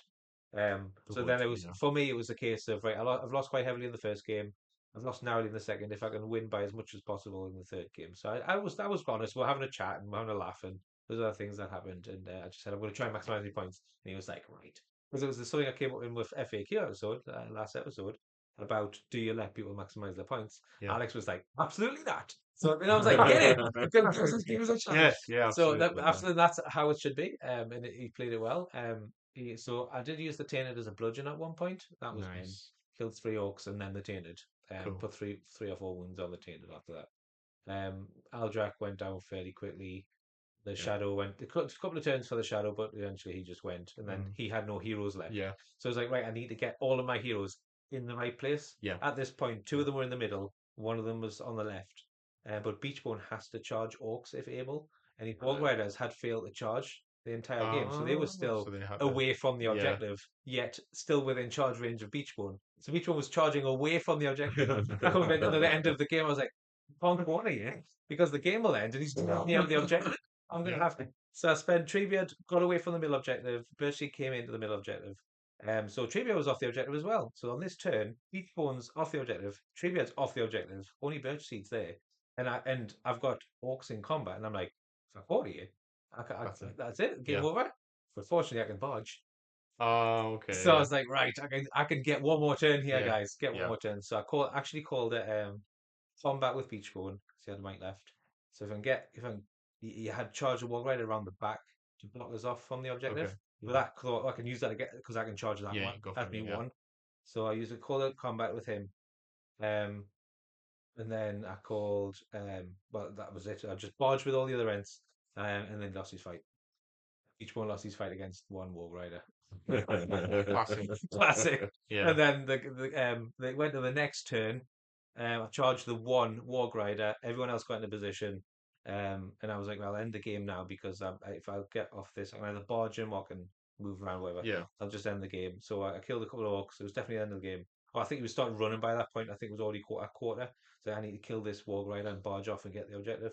And then he failed that combat as well. That's just lost 2 combats against Warg Riders. Yeah. But anyway, I got 2 minutes This Warg Rider. just legend. So yeah, so I got 2 of them in place. One of them wasn't, but I think it was like an 18-2. It was pretty comprehensive. Yeah. So it's another win. Another win. Another Yeah. win. 2 and So, 7. 2 and 7. Day 1, 2 for 7. 2 and 7. But yes, so that's how day 1 went. So that was it. So we well went was set. Well, you went off home because you Yeah. went very well. Oh yeah, oh no, I could. Yeah. I don't know. You don't know at that point. I It was pretty remember rough for you, to be fair. at the end of the day being like, "Are you coming to the quiz?" I'm going home. Yeah. Yeah. Now I'm going home. Right. Yeah. Yeah, fair enough. That's a man who knows what he wants. Yeah, it's what you see. You just look defeated, to be fair. Yeah. Yeah. To think about it. Yeah. Yeah, so I mean, a few of us went round to it was Full Circle Brew just round the corner from Northern Lions Games, and we did the quiz in there. Yeah, that hired the room actually. It was it's quite nice in there. It was The very nice. pizzas are great. Yeah. I love the pizza. Especially after like 2 pints. I was like, Pints of incredible. pizzas, yeah. It was a good quiz actually. I really enjoyed it. A couple of controversial moments, like the flying Flying car, flying yeah. car incident. Yeah. Everyone was angry about the flying. If Did you- you hear about the yeah, flying I car, didn't Nick? know about the flying car. So it was the Harry Potter question. Was what did Ron and Harry steal from Ron's dad in the Chamber of Secrets? And obviously people have put like the car, the flying car. And they only give the points for flying car. Yeah. Didn't get the points for car. Hell on. Controversial. That was the most controversial moment up to that point. Yeah. To be fair. Yeah. But no, it was a good quiz. It was a lot of fun. It was nice. It was good. I particularly loved the picture round, which is Yeah, essentially That was fun. yeah. Yeah. I can't remember the name of the guys. Dewey. Dewey Evans? Yeah, Dewey Evans. Yeah. He was posed as different models And and taking a picture. He was riding his dog at one point, so he was a mounted model, and he was posed like you had to get Yeah. the model he was posed like. So that was good. I enjoyed that. Yeah, so that was the quiz on the night. So day 2, we went into day 2. How do you feel going into day 2? well, my confidence had been shot, Yeah. but I figured it was only uphill from there because the remaining scenarios were the only 2 that I looked at and thought I could do that. Yeah. Yeah. The last 2 we had was State of Claim Yeah. and Convergence, I, wasn't it? yeah, I felt humbled from the previous day. Yeah. So, yeah. yeah, I was looking forward to seeing what day 2 was. Yeah. And also, the pressure is off. Yeah. I feel like, although we were all kind of saying, like, oh, it'll be fun, Yeah. we'll take it easy. We all wanted to do well to represent like the Northeast. It's in the I north. wanted to get a win. Like, Yeah. I hate coming away from an event with 0 wins. As long as I get Yes. 1, Yeah. or even a draw. I don't want to lose every single game. Like, I don't want to be somebody's punching bag the entire weekend. Yeah. Yeah. No, I get it. But then losing 2 on the bounce, it was like, well, pressure's off now. Yeah. We are an embarrassment of the region. That's okay, I accept that now. I have 3 fun games now. So Yeah, that's well summed up. So yeah, so we're going into round 4 then, which rolled off, and it was Stake a Claim. yes. So that's the one where you have to get to the it's called fortification points. Yeah. And the points as quickly as possible, and we'll start racking the points up quite quickly. So who are you up against then, Jonathan? So I was up against my fellow Ranger of the Northeast, Joe Bacon, Oh yes. who is he's a really funny guy to play. Yes. In a very good way. If Joe's listening, just to be clear. He's so like enthusiastic, but he's also so like roller coaster. Like he'll be like, "Oh, I'm going to do this," and he's like, "No, no, you can't do that." And it's like, obviously, you knew I was going to improve this turn. But it was a really fun game. I played Joe quite a few times now. Never beaten him. Oh hey. Yeah, but watch this space, see if Yeah, see if I do beat him. So he had double mummy and Amder, so he was using Grand Army of the South. So Double mummer. yeah, double mummy, Filthy that is. and he had the mummic war leader. Mm-hmm. So he's high courage anyway, and Yeah. then he had a war horn, and he gets +1 for being Grand Army of the South. So the mummic was passing courage tests on 3+. Which Amazing. so I thought, right, well, didn't know that going into the matchup, Yeah. and now that I knew that, I thought, well, this can only really go one way. But I have 20 models Yeah. and 17 bows. So turn 1, I didn't move very much. I won priority and let Joe move first. So I basically just lined up all of my archers with where the two mummics were. Yes. All of heroic accuracy, um, and just shot at the commanders Nice. on the mummics, which went very very well. There's no other way to put that. Joe, there was some shouting and screaming from Joe in a good sportsman kind of way. Like Not in an aggressive. he wasn't angry. Yeah. I wasn't threatened at all by Joe. He might be 7'7", but he's not going to hurt you. Yeah, exactly. Yeah, he took it very well. But in the first, so the Grey Company is a difficult one to roll quickly for because they all have exactly Might. 1 point of might. Yeah. So you have to know which one hit, which one wounded, which one Yeah. might. Yeah. So I was rolling anyway. I was rolling the dice 3 at a time. And they all were different dice, so you could keep track of who was who. I was saying that's him, that's him, that's him. Yeah. Rolling. Yeah, I rolled 3 666 to wound in the first turn. Oh my goodness. So Yeah, it's yeah. not much you can do. So the first time I did it, I saw triple six. I was like, ooh, right, I'm gonna put those away. You say the first time you did it. The first time I did Yeah. it. So the Yeah. first time I rolled the triple six, I went, ooh, that's really good to wound. I'll put those to the side, so you know I've not got loaded dice. Yes. And then I did exactly the same thing again. Did it comes fresh out your pocket then, 3 or? Yes. Yeah. Yeah, I put them to the side and then just press them back behind my back. But yeah, so both at the end of the first turn, both of the mummic commanders were dead. I'd Wow. also gotten a wound on each of the mummics, so that they were going to be stampeding. Wow. But now instead of passing on a 3+, they were rolling their own courage, which is 6+. Okay, much better. And I'd killed a couple of the guys on the top as well of the Howdah, so he didn't have many to start off with because obviously he didn't have that many points. Yeah. Like Amder and that. Two mummics. But it meant that the real tension then was I only scored 2 points in the first turn. Yes. And Joe scored 6, I think. Okay. So at the end of the first turn, he's tripling. Yes. So he's currently in a massively winning position, even though I've killed his general in the first turn. But then turn 2, one of his mummics stampeded, and the other might have been going to stampede. And he was trying to decide whether to move the mummic first or to move his warband first into Okay. a straight line, Okay. so that his mummic would, if it didn't stampede, he would just run straight over the top of all of his other models, so that trying to trample himself so that he would be quartered, and then the game would end.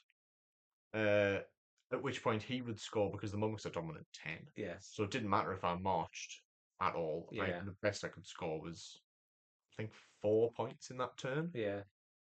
But he counted up his models, and he had 20 models total, and he could if he trampled everything that he needed to trample, he could get it down to 6 models remaining. He needed 5. Oh. So he was like, okay, well, I won't do that. I'll just try and sit on the objectives, and rack up some points. Yeah.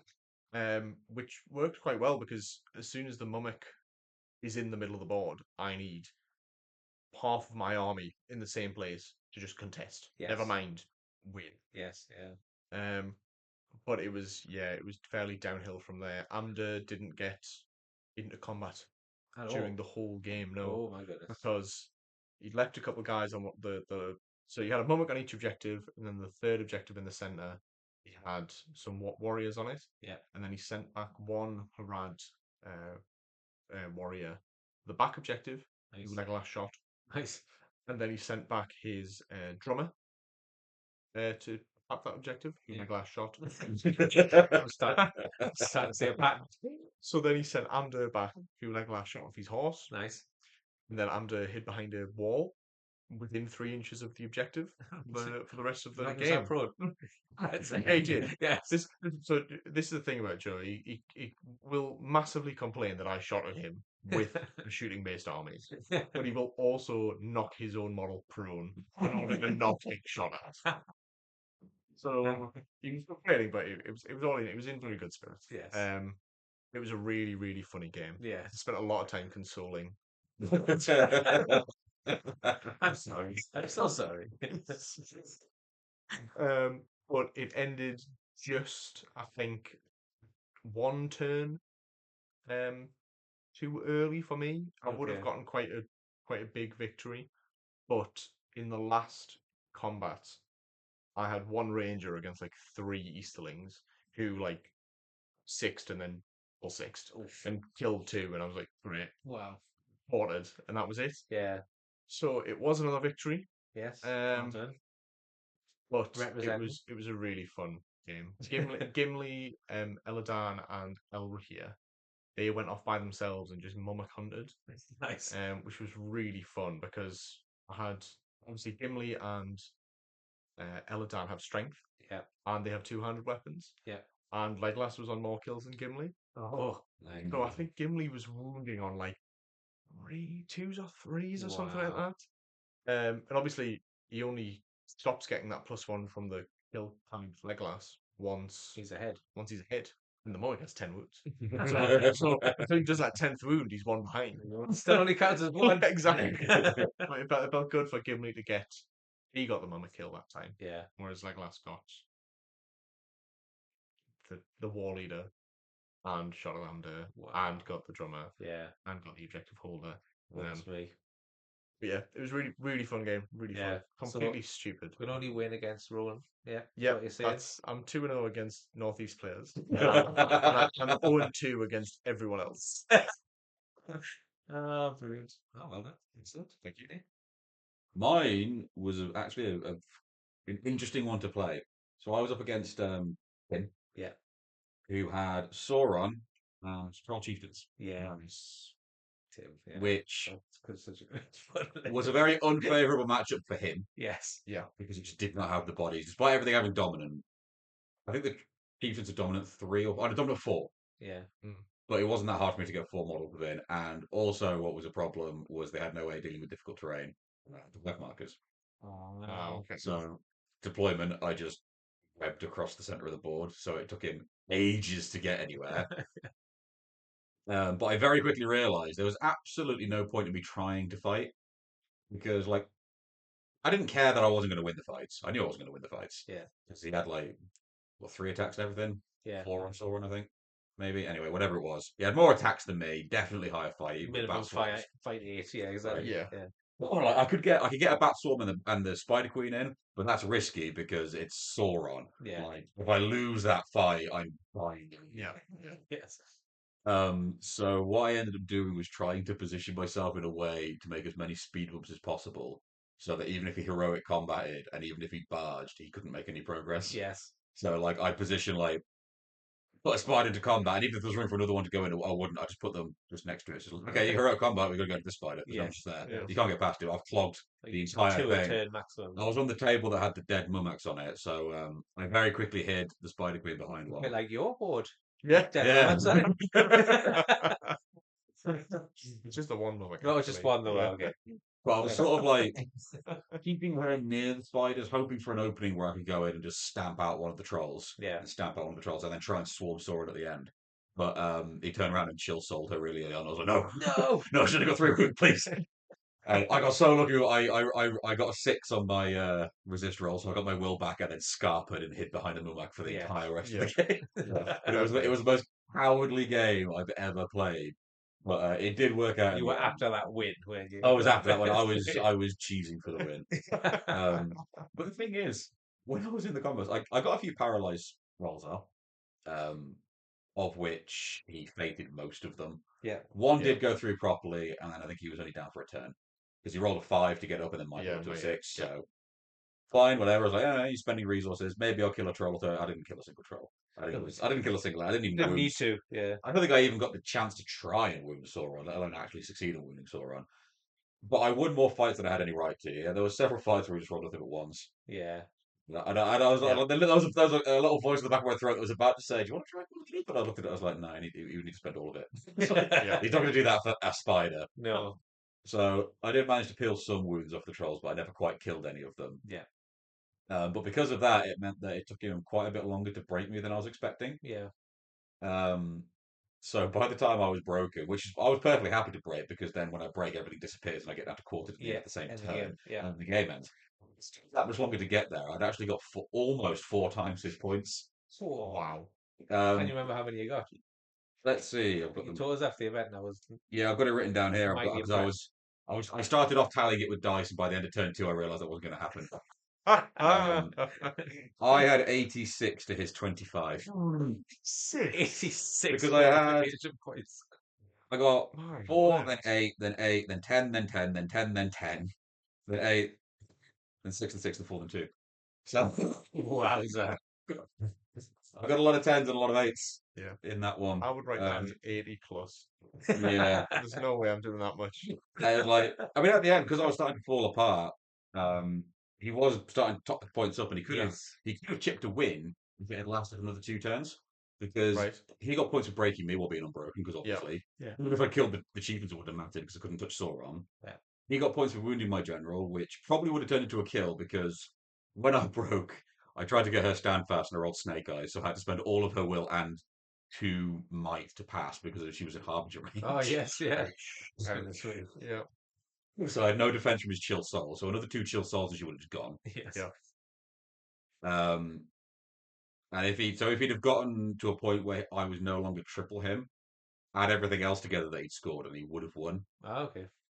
But fortunately, I had absolutely bog water courage, so I got quarters immediately. So it didn't matter, and I was able to win. But So that was it was a minor victory, but Yeah. it was major in my heart because it was like finally gonna win. the spider's legging it after immediately breaking. It actually worked for you this time. It's the only time it worked in my favour. Yeah. Yes, nice. Oh yeah, I've got it here. 12-6 victory. Well done. 12-6. Yeah. There you go. Well So done. when So I'm- we've all won a game When I'm now. 4 and 7, Yes, that's good. Yeah. good. Yeah. So far. Yeah. Yeah. If we win all of the games from this point on, we could go 8 and 7. Yes, but I don't want to. Let's find out.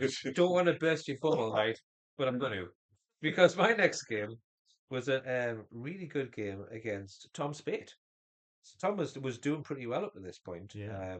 With his Grand Army of the South and his couple of chariots. He got 2 chariots and a bunch of horsemen in there. Lots of 2-handed weapons, which I found out to my dismay. So it started off. I'm thinking, right, he's got the faster moving things. There was a river going up the corner of the board, and I thought, we're actually gonna have to roll off for deployment here because they're gonna slow you down a bit for at least a couple of the objectives. So roll for deployment. I got the favourable one, so I didn't have to. So he had to go over bridges and crossing points and stuff like that.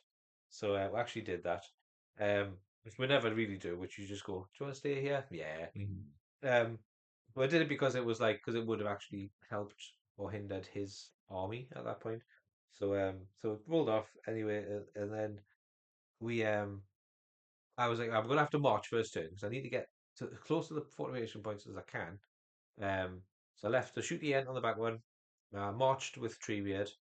I got as far as I could. I was nearly within 3 because of where you have to deploy and where you end up. I had 9 inches of movement and it's within 3 of the objective. So I was on the border of being in range. So I didn't quite get there first turn. And a couple of events went left, a couple of events went right, and we kind of just went from there. So marched up the board first turn, and then he also marched with the Soladan marched forward. So Suladan and a bunch of cavalry marched forward, and they were essentially on the objective. I think they scored in the middle one, the first turn. Um, and he got his chariots on either side. I think he called a march with the chariot on his right hand side, so my left. So he was on that objective first turn. And then he didn't march on the other side because he didn't. He had no Mayans were at least a move away. And he had might there, so he could just call a move and move first. So he got points for the back one, and then the two in the middle. And I'd only scored one for the back at this point, so I'm already on the back foot. I'm thinking, right, I just need to kill some stuff. Should be fairly easy, surely. But so I obviously have to get Terra, and he's an evil army, and I'm thinking that could be working in my favor. Anyway, so next turn, he gets his chariots. He's going right. I'm going to try and take out a couple of these ends because they don't have fate. I'll just at least get into them off roadblock, even the roadblock. And he got stuck at a bridge. He got stuck at a bridge because the bridge wasn't big enough for his chariot to get over. That's I was a like, roadblock. get it! It was a great roadblock because the ends couldn't get past them. So I had to actually charge in. So I got two ends into the chariot.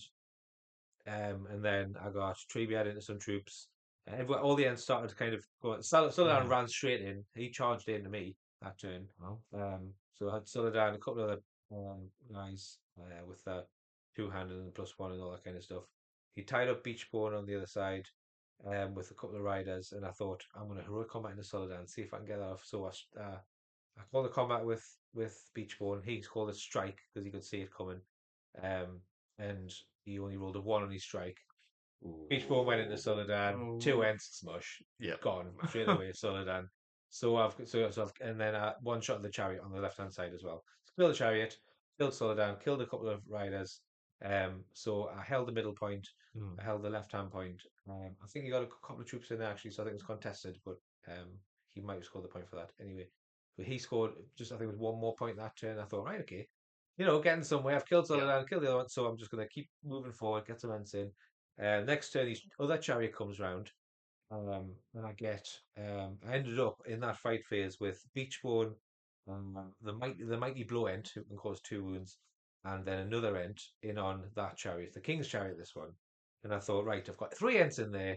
I can do some damage. I can potentially get Surely. the third big target. I needed both chariots and the leader, and once they're gone, hopefully I can just kind of get around the board. Because on that side behind the king's chariot, there was only about 10 warriors. And as much as the two-handed and stuff, I had 3 ents. And I'm thinking, if I get rid of this chariot, I can just go around the back and get into his objectives, etc. So the combat comes. I think he strikes up. I don't know if the king's chariot has strike. I remember him striking. I think. He doesn't win the combat. I've now got 3 ents. I'd say if I just need 3s. Just need 3s. I only need 3 of them to get the chariot gone. Beachbone doesn't roll higher than the 2. Oh, Right. dear. Okay. Okay. Right. We'll go into the next end then. The next normal end. Rolls 1-3. So I got a wound through, and I was like, right. I think I called a combat with Beachbone as well. I used Beachbone. Yeah. So because I thought if I kill him, I can then get into some guys and just wipe them this turn. So and I was like, right, I need the mighty blow end to cause 3 wounds here because then it's 2 wounds each. So if I get 1 on the chariot, that'll be gone. And then you'll have 2 chances to score, so it'll be 4 wounds in total. And you scored, it was 1-1, I believe, or 1-1-2 or something. So I got 1 wound through of 3 ends in that combat, and I was devastated. I thought, right, that's really not good. Yeah. And I thought it's not over yet because I've got some more ends. Like kind of as long as I get next turn, as long as not too many people peel him off. And but he did have some cavalry running around the side and stuff like that. So anyway, as the game went on, I was getting ends trapped. I'm not rolling 6s, and he's got 14 strikes, most of them two-handed. Yeah. That's a dead end. Yeah. That's a dead end. And then so 2 ends went down quite quickly after that. And then it was just, all right, I'm going to have to get Treebeard stuck in. And I was using his might to win fights because he wasn't rolling 6s either. And it got to a point where I was trying to decide whether I was going to barge them off the objective to score as points or try to kill them to obviously to get rid of the numbers. But again, I'm needing 3s. I can do the obviously the bludgeon, which will be like, but that never works. So in my head, I'm thinking like I could kill 1 guy if I'm lucky, or 2 guys if I'm lucky, and they could just stop. Or I could do 4 strikes, and the way I've been rolling, I'm not going to get 3s. So what do I do? I barged off the objectives. I was trying to keep the points, score some points, and I was kind of keeping up. but he was creeping ahead. At one point, it was like 20-12 or 20-13. So yeah. I was like staying Not within quite double. reach. Yeah. But just the inability to win fights, me and just got bogged down on each objective, and slowly but surely there was just more things coming in. Yeah. And kept surrounding, kept chipping wounds off, kept chipping fate off. And the roadblock worked. That King's Chariot was still there at the end of the game. Still there at the end of the game. Everything was just two-handed. Took them out. Took all three of them and just went down. And it ended up really quite a bad loss. He doubled my points. I think it was 39 to 16 in the end. Yeah. Just couldn't roll sixes. Couldn't roll Mm. sixes at all. It happens. And it was like I kind of in my head I thought after the game, could I have done that any different? And I don't think I could because I put the right points in the right areas. Yeah. Yeah, I got there late, but if I had to kill more things, I mean, the last combat of the game was my end on the back objective, and he charged him with 3 horsemen, and then there was another guy there. I'm just gonna bludgeon, dead, dead, dead, and I was like, "What? Roll Now, sixes?" yeah. All of the Have the game. And he was, "Why would you do that the whole time?" I was like, just don't, fella. Yeah. Just don't do it." But as usual, Tom was a fantastic opponent. It was a really good game. But it just highlighted why Fangorn is tricky to use in terms of like competitiveness. Yeah. You're so reliant on that six, especially against lots of troops. Yeah. If you don't win that fight, they're just chipping wounds off you. Yeah. In a way, especially two-handed. You're always trapped. Always essentially. trapped, yeah. Yeah. And it's just a matter of time before they all go down. Yeah. I think the last model on the board was the one that won the bludgeon, but also Merry. He survived. He was in the corner. I refused to do that combat at the end of the game because we'd already finished. I was like, I'm not letting you kill a hobbit. It's not fair. You're not doing it. He was like, oh, that's fair enough. That's really funny. So- I refused. to do it. Everyone else had died. I'm not letting you kill him as well. So yeah, that was a rough game just Yeah. just for the dice. But he played it really well. The roadblock worked. Yeah. And then the sheer amount of troops then just came in afterwards, just scored all the points and did really well. So it wasn't lost, unfortunately. So I've broke the streak. So yeah, never mind. It was only two. Oh no. Were we on what? Were we on the fourth streak there? Did you win your last game? Yes. Come No, on. I've ruined it. Absolutely ruined it. Come on. So I was a 16-3 loss in the end. And yeah, so that was that. Yeah. So going into the final game of the tournament of the GBHL finale, what were you up against? We had what was it? Convergence was the last one. Convergence, yeah. They've got the 4 points. You have to pick them up. They might transfix you. You have to get in the middle, score the Yep. points. Yeah. How do you do? Very fun game. So I played against Jake Rawson, who Yes. he is a former league winner, Yes. and he was the best newcomer in the year that he came into the league. So, and I didn't know this. It was revealed. It was dripped fed to me. While he was playing you. Yeah, but because he was being very humble about his standing Yeah. in the community, which is fair enough. Yeah. But sort of at the end, I was like, "Did you say that you won the league twice?" And he was like, "Well, yeah, that was years ago." And I'm like, "Really isn't that many? It was two or three." I was like, that's yeah." He was a really great player. He was using Lothlorien. So he had double caster, and he had Rumail and Galadrim Clapton. I think those were all his heroes. He had some Sentinels in there. He had Guard of the Fountain Court. Yes, Which quite was- some numbers. They're 50 points, 50 models. Sorry. 50 models, 50 yeah. models. Which elves Quite are impressive. maybe the worst matchup, I think, for Great Great Company. company. Yeah. Because they are higher courage, they are higher defense. Yeah. On the whole, they are higher fight value. Yeah. They have shields. Good double casters. The double caster. Yeah. They have everything that Great Yeah. Company wishes it had. Yeah. They've got Elven Blades. Yeah. Too hard. Anyway, Yeah. but it was, despite all of those disadvantages, it was still a really fun game. Those convergence is a really good one because you have to split the army up, don't you? You have to start Yeah. in the corners. But the Great Company does not, Yeah. because it there can you deploy go. as a single warband, Yes. which I knew I was going to do for Convergence, and I knew I did it. I did it for Sites of Power, Yeah. as well. So I got all my guys in one place, which I knew I would only be able to jump on a couple of the objectives, Yeah. really. But it's not worth splitting up the Rangers. They're so need to be near Aragorn. They need to be using their might to Yeah. pile on one side. Yeah. So I thought if I can go for the side, there was one side that had Celeborn and a captain, and the other side had Galadriel and Rumil. And I thought, right, if I can get the Celeborn captain side first, Yeah. that's where I'd like to start. Yes. Um, and we didn't. There wasn't too much shooting. I think we both were worried that the other's shooting was better Yeah. than the other because I had Legolas, but he had string 3 bows, and I thought, like, I don't want that shooting war. No. I want to just get stuck into combat. Yeah. So we did pretty quick. Eldan Elrahir led the charge. The Galadrim captain. Uh, so I charged in with the two of them. Celeborn and Galadriel moved in, double transfixed. Elro here, I think. Um, I resisted one, didn't resist the other. The Galadrim captain jumped in, a Galadrim knight jumped in, then two of the Fountain Court guard jumped in. I thought, Yeah. I'm definitely going to lose that. But it was the last game of the day of the tournament Yeah. of the season. I Yeah. thought, like, and I wasn't sure whether to just turtle up with the other twin and just think, right, I'm just going to defense. I'm not going to try and like interrupt or anything. Yeah. I thought, no, I'll play this thematically. Yeah. If my twin brother was attacked next to me, I would also call a heroic combat.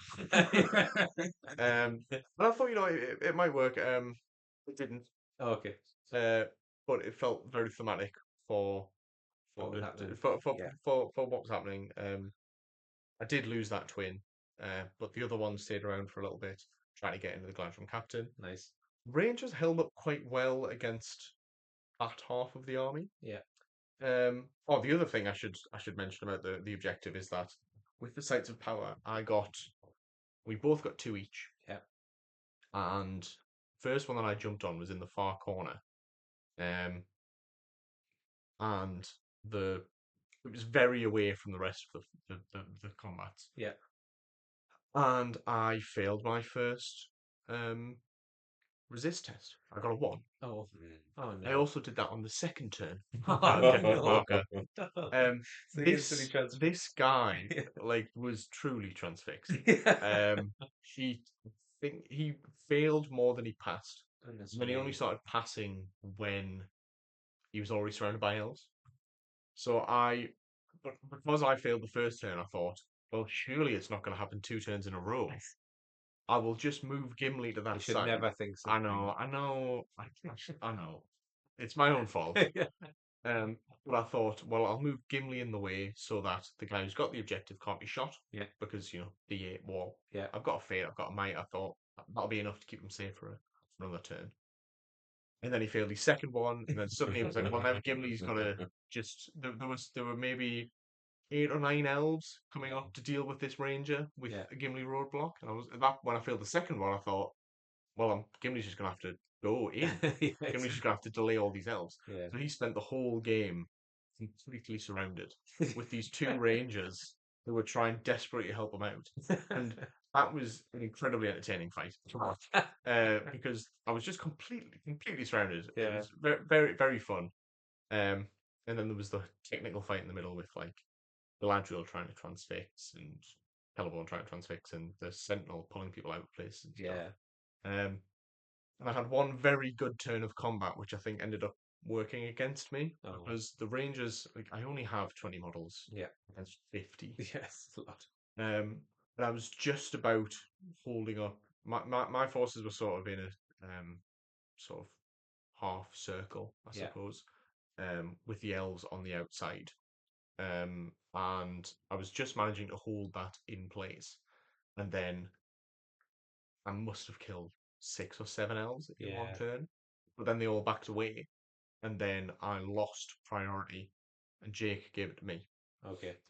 Which meant that suddenly I had all of this extra space to fill with my line. Yeah. And I just couldn't fill it. And it meant that I was getting, instead of having sort of 1 elf and a support against my rangers, or 1 ranger, I was then having like maybe 2 elves, both supported, 1 supported by 2 pikemen. Yeah. And it's like, well, that's suddenly 5 dice that has a higher fight value than me. So at that point, it just became a matter of time. Yeah. I don't think it was a definite lose situation at that point, Yeah. but I was surprised by not surprised in the way that it's like a gotcha moment. They explained all of the rules and how everything works. Yeah. I wasn't sure about how they sort of interact with each other. But Celeborn is very tough when he's near the mirror of Galadriel because he gets his fade back every single Yeah. time. Yeah. So I thought, well, it's only 3. He's not re-rolling. I'll send Aragorn in, do 2. Yes. I'll probably, Couple of turns. you know, Yeah. a couple of turns, I'll grind him down. Not the case. Not the case. Celeborn is incredibly tough. So I think I spent 2 turns just trying to chew through Celeborn and I gained nothing from No. it. Whereas really I should have put just a ranger Just into for one. Celeborn Yeah. because Celeborn's only strength 3, I think. Yeah. So he's wounding them on 5s, going up to 6s. Yeah. Because he's unarmed. Yeah. So He's punching them. he's punching them. Yeah. So really, I should have put a ranger into him and then sent Aragorn to just chop through Everything else. like the lines, even Yeah. the guard of the Lantern Court. Yeah. But so I think that was the misplay that cost me. Yeah. So I meant that while Aragorn was failing to push through to the center, my line was just Falling away. falling. Yeah. Yeah. But it was a really fun game. Legolas killed Rumil Yes. completely unexpectedly. It was great. Rumil didn't get to use his parry at all. Oh, really? Gimli killed a load of elves and then ended the game by the elves they nicked the objective off the ranger who was with them. Yeah. And then started running towards the center of the board. Yeah. And then we ended up timing out at the end of the game. But I only had Gimli and 1 ranger left on the Oh, board. really? Oh, my God. And Jake said, "Oh, I won't run away. It doesn't feel very like it just feels very anticlimactic." And I said, "This is exactly the end that Gimli wants. He's been like neck deep in elves for 2 hours 45 minutes, Yeah. and then they've all turned away. Yeah. Man, this is how he wants to end the game." But it was really fun. I haven't played a lot of Lost World. I think I've played 2 games against them so far. But seeing them with all of their tools, Yeah. it's really why Isn't it? Yeah. it's very good. I do believe that he finished 17th. Wow. So Yeah, that'll be because you farmed me for 20 VP. 20 nil. Yeah, it 20 was a 20 ouch. nil. Ouch. Yeah, so he got 2 wins and a draw. But they were quite Decisive. big wins. Yeah. Big wins. Yeah. But yeah, it was a really fun game. I probably would have been intimidated if he told me at the start of the game. By the way, I've won the league before. I'd be like, Yes. my God. How do I do this? But it was a very relaxed game. Yeah. You can play at that level. Yeah. Really fun. I think there was one point where he had his sort of foot up on a chair with his head with his hand in his hair, Yeah. and I was like, I've definitely You're making affected him him. think. I'm making You're him making think. him think. I mean, So I got so burnt that leash to was that point in the first game. He's yeah. because his hair's got quite long hair, and he had his Yeah. hand, his hair, like, his hair was sticking up all over the place, and he was like sweating, and I was like, "Oh, I'm doing Yeah. all right then. I'm doing Yeah, okay." yeah. I walked in on your game. Yours took a lot longer than mine did. Yes, it did. And he was stood there muttering to himself when I walked in and said, "I'm going to lose to Rangers. I'm going to lose to Rangers. I can't believe I'm going to lose to Rangers." I think it was the turn where I killed loads of them. Yeah. Before we got on to the next turn, where obviously I opened up the line and I couldn't sustain it. But in that turn where I killed all the elves, Yeah. I think he was like, "Oh my, this could really go." And Yeah. I think if I'd positioned a bit differently, Yeah. but the Rangers rely so much on positioning. Yeah. Because they have to be in that big blob. Yeah. And as soon as anything gets in, or if they surround you, you'll you lose just die. 10 out of 20 models Yeah. in a turn or 2. Yeah. Very easily done. But it was a really fun game. I enjoyed it, even Excellent. if I got smashed. So you said your game was pretty short. Did you say that just now? Well, I mean, a damn sight shorter than Jonathan. I think this was my longest game of the day, No. Okay. and I think it was still I think in total it was about an hour and a half, but about 15 minutes of that was me going to get the spot prize halfway through. So, well done. so So I was up against Host of the Witch King. It was the same Host of the Witch King that you played, wasn't it? so there was a bit of a mix up towards the end of with the parents. A lot of people got paired up with the same opponents. So I got host of the Witch King. I got against Alex, and I went up to Jamie and I said, look, if we've paired up, there's a couple of them actually saying the same thing. Yeah. He was like, right, okay, I can't do anything about it right now. Like, just go to your tables, blah blah blah. He came in about 5 minutes later and he said, okay, have you played you? And have you played you? And he was like pointing at me, Alex, and Yeah. Nick, and Yeah. and Tim. And I was like, no, I'm playing. It's like, right, you guys, you go over there, you go over there. So yeah, you ended up with Alex. Yeah. So Now, that was a matchup that I was a bit worried about because there was a lot of magic and I didn't really have anything to counter magic. yeah, And it wasn't that slow of a list either because he had his Warg Riders. yes, And he had Aldrak, which was scary. And obviously, the Witch King's really good. But it actually ended up being a bit more of a back and forth than I expected. I mean, first off, first game in the tournament where terror actually meant anything. yes, Yeah. We both had it. So Yeah. there was a lot of turns where just nothing happened. Because I couldn't charge him and he couldn't charge me. Yeah. And you're both courage like 8 Yeah. on most things. Well, I was 9 on most things. He had Harbinger. Oh yes, Yeah. It was virtually board wide because he had it on the Witch King and he had it Oh, on the Tank King. containers. But I had a bit of an early lead because one of the perks of the Spider Queen's brood is that beasts can pick up objectives. yes, And that is a beast rule and not a swarms rule, which meant my bats could do it. oh really? Yeah, because it doesn't say anything in the swarms rule about picking up objectives. It's in the beast. It's in the All swarms are beasts. yeah. So the assumption is, swarms can't pick up objectives. But actually, it's the beast rule, and because it's turned off, the bats can do it. So I got all the objectives very quickly. Yeah. Come over to the middle, which is why I went off and scuttled off and got my spot prize. yes, But so there were two major things that ended up tipping the game. One was fairly early on. He did a heroic move with the Witch King. 'Cause I was actually pretty good at winning the priorities on that game. Pulled the heroic move with the Witch King. Didn't get many charges off because everything was failing its courage tests. Obviously, the Witch King got in. He double charged some spiders. yes, So when it came to my move, I managed to get another spider in. So I had 3 spiders into the Witch King with a nice, almost exactly 60 mil hole. nice. And I was like, I can get the Spider Queen in there. And this is very early in the game. This was like turn 4. I was like, I've clawed my way away from having the wooden spoon because I've got no win. Yes, I'm not in contention for any other prize because I'm still right at the bottom. I might as well try and do something cool here. So I charged in with the Spider Queen.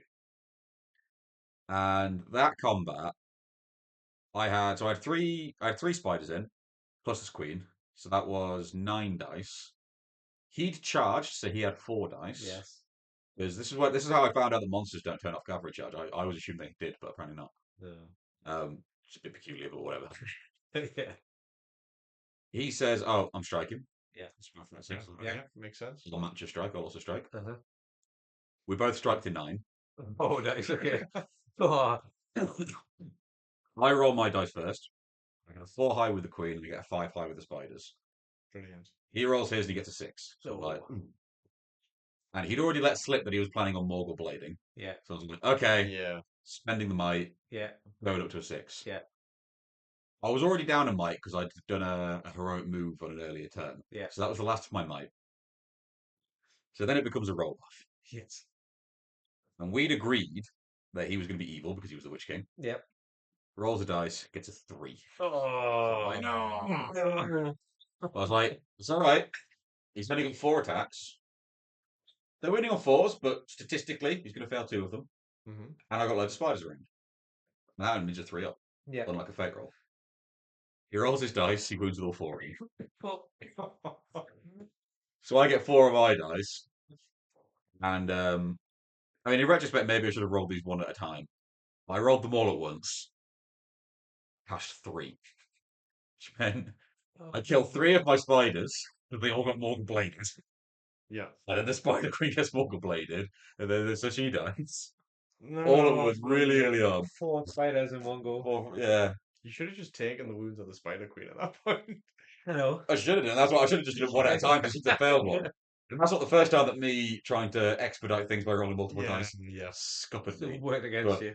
yeah, that was one thing that definitely hit the game because if that had been a 4 on the roll off, Yeah. then he would have fallen off his horse. Yeah. And I would have had 6 strikes with the queen, wounding on I think 5s, 5s. Yeah. Strength 6. re-rolling all fails, Mm. and then 12 dice on the spiders, Yeah. wounding on I think 6s, re-rolling ones. Yeah. So like it was basically we basically said it was just like someone's losing their general. This combat. Yeah. Yeah. Absolutely. It's the fact that like it was tied, and it came to that roll off. So close. One of the other things that tipped the game a little bit was I wasn't quite good enough healing away his spectres, so he managed to get Yeah. Fell Light Mm. on 2 of the bats, who are famously not that intelligent. Yeah. 9 up. Oh, Well, they're very important. It took him a couple of tries, admittedly. yeah. I did pass the first 2, I think. Nice. But yeah, he did manage to get 2 of them out. One of them got pulled out right next to Aldrak, so that went about as well as you'd expect. The other one did manage to survive, but importantly, he was out the centre. Right. So we carried on for a bit of a back and forth. Generally speaking, if his cavalry managed to get in, they killed whatever they went into. If Yeah. his spiders got into something, they killed whatever they went into. Unless it was Khandoon. Khandoon were a little bit better at winning the fight. Yeah. But ultimately, I was already in a bit of a pickle because I was down to Spider Queen and the Witch King and Tainted were moving their way towards the middle. Yeah. I did have one very funny section of the board, which there is a photo of, so we'll put this on the YouTube, where one of my bat swarms that had been pulled out was in combat with, I think, a Spectre, who had a spear support, and there might have been another orc in there who had a spear support. But the first turn, when it was just the 2 of them, I had 2 giant spiders nearby. Yeah. And I was like, I'll try Hail Mary because I'm not too worried if I paralyze the bat swarm because it's a swarm, so it can't actually go prone. Yes. So yeah, it'll auto lose the fight, but you're not getting double dice. Yeah. But I was like, I only hit some 6s. I think it might be one of them was a 5, one of them was a 6, I forget. Yeah. I was like, it's not going to hit on much. I'll just roll them both together. Oh. 2 6s. I was like, okay. I did 2 in the ways there. One's one first in the way. 6. Hey, knocked your Spectre over. Yeah. Roll the second of the way, get a 1. It's like, ah. He says to me, what happens now? I was like, nothing. They're both paralysed, nothing happens. So then he charges in the next turn, he charges in an orc with the spear support. Yeah. So then I was like, I thought about this. I'm going to roll them one at a time this time. Yes. And I roll really well then. So I do 6 to hit, 6 on the other way. Wow. I'm like, let's go for that spear support then. 6 to hit, 6 on the other way. Right. So there's this little pocket where there's like Everyone. 4 or 5 models all just having a team nap. And I don't think any of them stood up, but eventually Aldrak managed to heroic combat his way over. He's smashing And his very goal. good. Yeah. he smashed the hell out of the bat and took that trinket. He's got mighty blow as well, hasn't he? So he's Yeah, so he only did 2 wounds, and that was enough. one wound on a spider, and the spider's dead. Yeah. But the other 3 bats managed to hold their objective. So what ended up clinching it, and this is why the general kill was so important, was we were totting up the points at the end, and he'd broken me and I hadn't broken him. Yeah. He got a general kill. I didn't even get a wound, so to the Witch King. Yeah. But I held all but one of the objectives, and 2 of them were in the centre. Yeah. So we were actually tied on points. Right. So I was like, okay, well, let's start counting the models in the middle. And Yeah. I had not a lot of models in the middle. Oh, not again. So we're counting the models. And I think, if I remember rightly, I counted them, and we were all tied, or I might have been 1 ahead. Yeah. And I was marking where the middle point was, and I said to him, "Is the Witch King within 6 of that?" And he gets his measure, and he goes, "Yes." Oh, dominant. So dominant 3, Oh. putting just ahead of models in the middle, and that gave him the extra 2 points. So it Oh. ended up being a 9-7. 9-7. That was it. 9-7. So I was actually proper happy with that because seeing the matchup, I was like, "This is going to be horrible." yeah. But it wasn't. I was like, I said, the biggest thing was the general fight, which technically was a tactical blunder. I probably shouldn't have thrown the Spider Queen in there. But But either way, you said either way.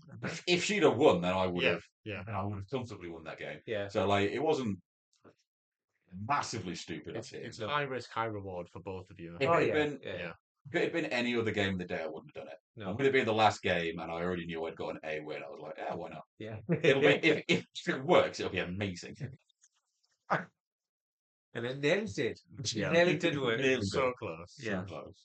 Oh, well done. Okay, so you ended up on a 1 for 4. 1 for 4 in the end. Yeah. You're on Nice. 2 for 3. 2 for 2 3. for 3. Yeah. Well, I'm happy to say I'm in mixed camp and again. Nice.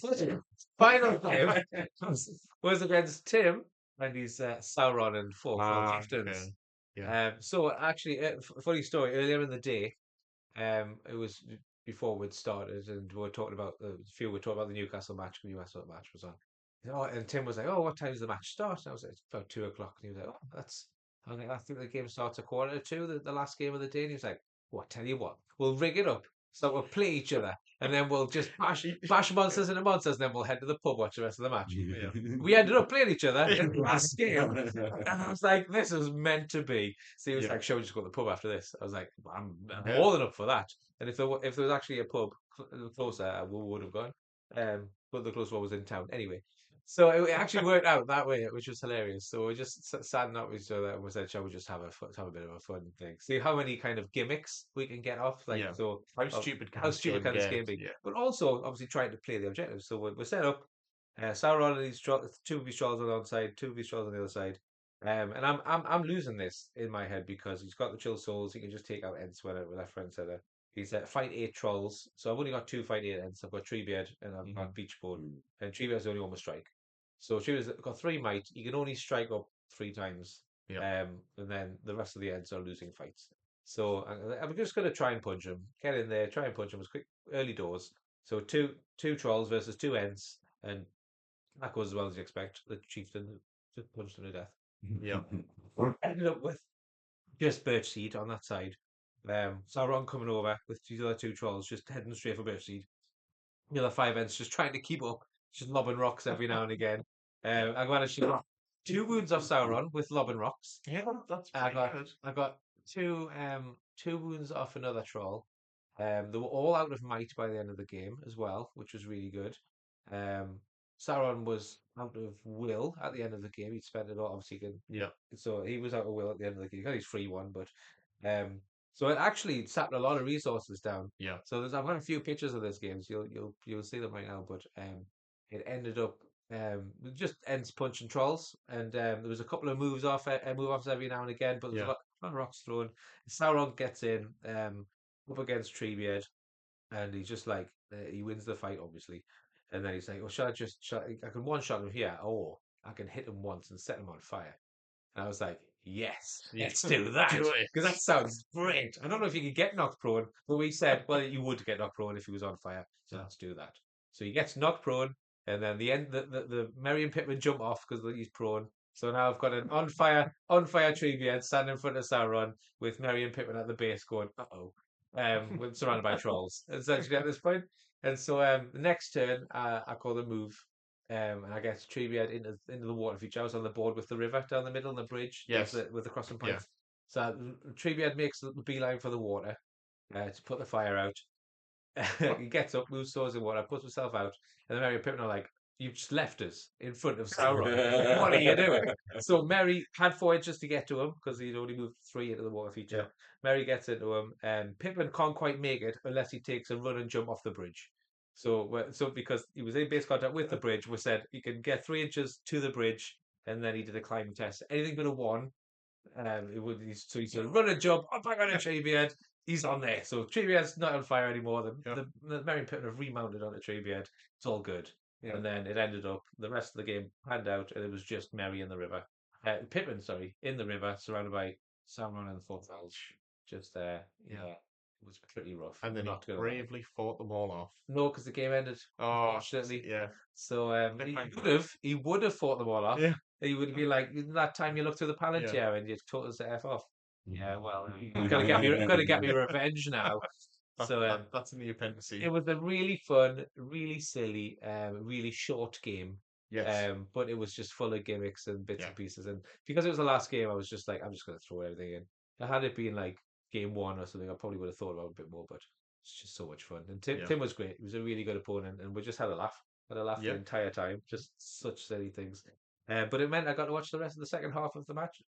I mean, wasn't a great result, so I'm not going to Yeah. go any further into that one. Anyway, so that was it. So yes, another loss, unfortunately. So I did end up 1 for 4. So well done, So, Jonathan. Out thank of the you. 3 of we, I am the winner. you are you are the lead I bad of what? yeah. Yes. 52nd or something like that. I think. So yeah, 55. rankings in terms of rankings, right? So we've got so well done to Alan Cameron, who was the highest scoring of the Northeast players in 29th. So solid Thorns Company outing there. Yeah. So Alan got it. Incredibly solid. Alan got he was 2 losses, first and second game, and then he got 3 wins in a row. So Fair play. well done. Well done. It's made a mug of me after all that time I spent saying, "Oh, Thomas, it's not going to be 16 crap. I'm practicing. I keep losing. It's going to be crap. It's going to be terrible." Yeah. So yes, Tom Spake, well done. You ended up in 36th with each Grand Army. So them two taking we're getting some Yeah. pride back for the Well done. Northeast. Well Well done, done. you guys. So yes, I do believe after that, Jonathan Mack, you finished in 52nd place. Thank you. So well done. Yes, I'll bravo. take that win. And then we have me in 58th place. There's only 65 Well done. players. Yep. 58th place. Yes, well, thank you very much. And then Nick in 61st. So you're only coming up behind. I mean, I was in 60th when I left, but Yeah. there was about 7 games still going. Yes. Yes. And poor Jake Pollard. It was the battle of the Jakes It for was. the Yeah. wooden spoon. Jake Robson and Jake Pollard. Yeah. Jake Robson made some big mistakes with these men of the West list. Yeah. That's tales for Jake to tell. But we might get into a special one one day and he'll explain what he was doing. How to lose? How to go 0-5 with Men of the West with Jake Robson. With Jake Robson, his own section, I think. So yeah, it was between him with these men of the West and Jake Pollard with his Army Variable for the wooden spoon, and Jake Pollard went away with the coveted wooden spoon. So I'll take it as a win for the Northeasterns. Absolutely, I'm having it. That's Well done, Jake. Yeah, you won a prize. That's a win for the As a win. Northeast So League. that does round up the games. So before we finish up, there was a few prizes won at the GBHL finale, wasn't there, Jonathan? Yes, there were, Jamie. Oh, There was Nick's spot prize. Nick won a spot prize. Yes, we all won prizes, which is Yes, fantastic. yeah. So Nick won a spot prize. I was baffled, but also really humbled by third place in the best painted single mini. So thank you everyone who voted. Well, it was one of the TOs, wasn't it? It was TOs, yes. TOs. Thank you TOs for voting for my beach bone. I was very surprised. I'm not going to lie. It's a lovely model. Well, thank you. Very Well, good. I'll put it on the YouTubes now. You'll be able to see Yes. it. But yeah, I wasn't expecting it, and it was a really lovely surprise. So yes, it rounded off a good weekend for me. Absolutely. What did you win, Jonathan? So I won. I was in the single mini category, so I got first place. Well done. Which I'm very happy with your lovely for my Gimli. Gimli, yes, that'll be on the screen right now. Yes. Yes, there's a Gimli there. Please have a look at it. Yeah, one of my goals for this year was to learn NMM and metallic metal for those who don't know. Yeah. And Gimli, there's a lot of metal on Gimli. There's a lot of metal on so Gimli. I'm glad that it was sort of the year of effort that I've done has been. What else did you win though? I got second place for Best Army. Yeah. Which I was very happy with. Yes. For my great company. Yes. With fantastic display board, which is also be on the screen right now. Also be on the screen. Okay. Stop looking at your painting and look at the screen. Yes. And then the last one I got was the artisan of the third place artisan of the year award, which is a national competition. It is for all of the players in the GBHL. It's essentially ranking how many times I've bribed people to vote for me in painting competitions. Yes. For GBHL reasons, this is a joke. No one has been bribed over the course of this year. No, he didn't bribe me from earlier in the year. No. No. But yeah, so I think I got 7 wins. Yeah. Which I'm very happy impressive. with. Very well done. My New Year's resolution was 2 parts to attend a tournament every year. Yeah. And to win Best Painted. Yeah. Well, and I've won 7. Pretty impressive. So I'm well happy with that. That's very my New Year's resolution next year is to find £1/7 of £1 million. All right. Okay. And I'm hoping that the same thing happens. Well, might as well put it out in the universe and hope for the best. Exactly. Yeah. Exactly. Right, so yeah, I think that rounds up that. But I was going to do a Q&A. We're getting on for quite a lot of time here. Yeah. So I do apologise. You'll probably be listening to this in like 4 parts. Yeah. We have one question which is specifically about the GBHL finale, which was from Jake Robson. And I thought it was quite a good one. But we'll just do the one question. There is 2 here. We'll answer in the next episode. Um, so it's basically around how we did. Yeah. So Jake has said, "Hi all, long time listener, third time emailer." And there's another email that he said, but I'm skipping past that for now. Some finale related questions. I'll just read the one out. So the finale is a Shark Tank, of course, and it was great because GBHL 100, we have to remember, are really competitive. Yeah. So like we haven't done very well, but that's because the caliber of players is much higher. Yes. Yeah. And so it is much more difficult to win this sort of thing. So so whilst representatives of the Northeast didn't do particularly well, well put, Jake. I wondered about how different regions have different levels of skill. Why do you think that is? Should the Northeast try and be more competitive? And if so, what can we do to get good? So that's his question. So I thought it was relevant. I don't think it's necessarily so much the different regions of different levels of skill. I think it's more about different levels of drive. Yes. Like Mhm. there are plenty Motivation. of very skilled players in the Northeast that just don't care. They just take Yeah. whatever. Yeah. It's fine if you don't care and you want to take whatever. Yeah. Yeah. And it sounds like I think you might be doing some regions a disservice by suggesting that the ones that win the most are the ones that are during inverted commas. I think Yeah.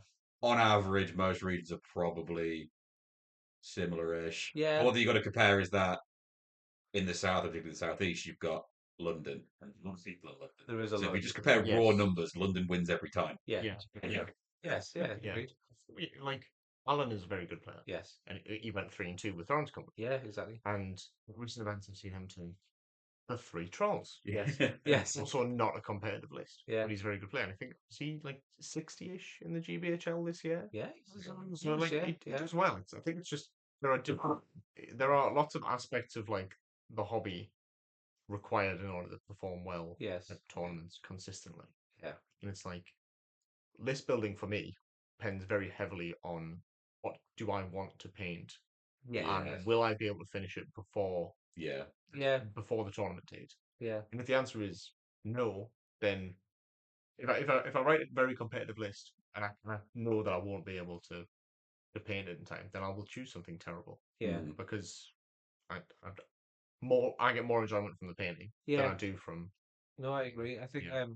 if I was to, aim for something really meta, I mean I have in the past with me Watcher and me Balrog, etc. But if I was the reason I took Fango into this one, was because it was just I had 2 models to paint. It Yeah. was the time Yeah. constraint, type of models to paint, blah blah blah. And if I really wanted to go all out and really think about my lists and do the maths and do the working out and stuff, it's a lot of I think it's time as well. I Yeah. think you have to be really, as you said, be really kind of committed to doing well. I think if you've got the drive and the motivation to do that, like fair play, because there are some fantastic players. As you said, there's a few in the Northeast dotted about. I know, like I always joke about Jack Thilbeck. He just Yeah. he's in. Yeah. I say he's in retirement, and then he'll pop out of retirement. He'll come to an event, go get second, and then Yeah, not and then play leave. for 3 months. Yeah. And I just think there are some really good players in the Northeast, and I just think yeah, for various reasons, family reasons, or Yeah. as you said, like just some people like the hobby side more, and Exactly.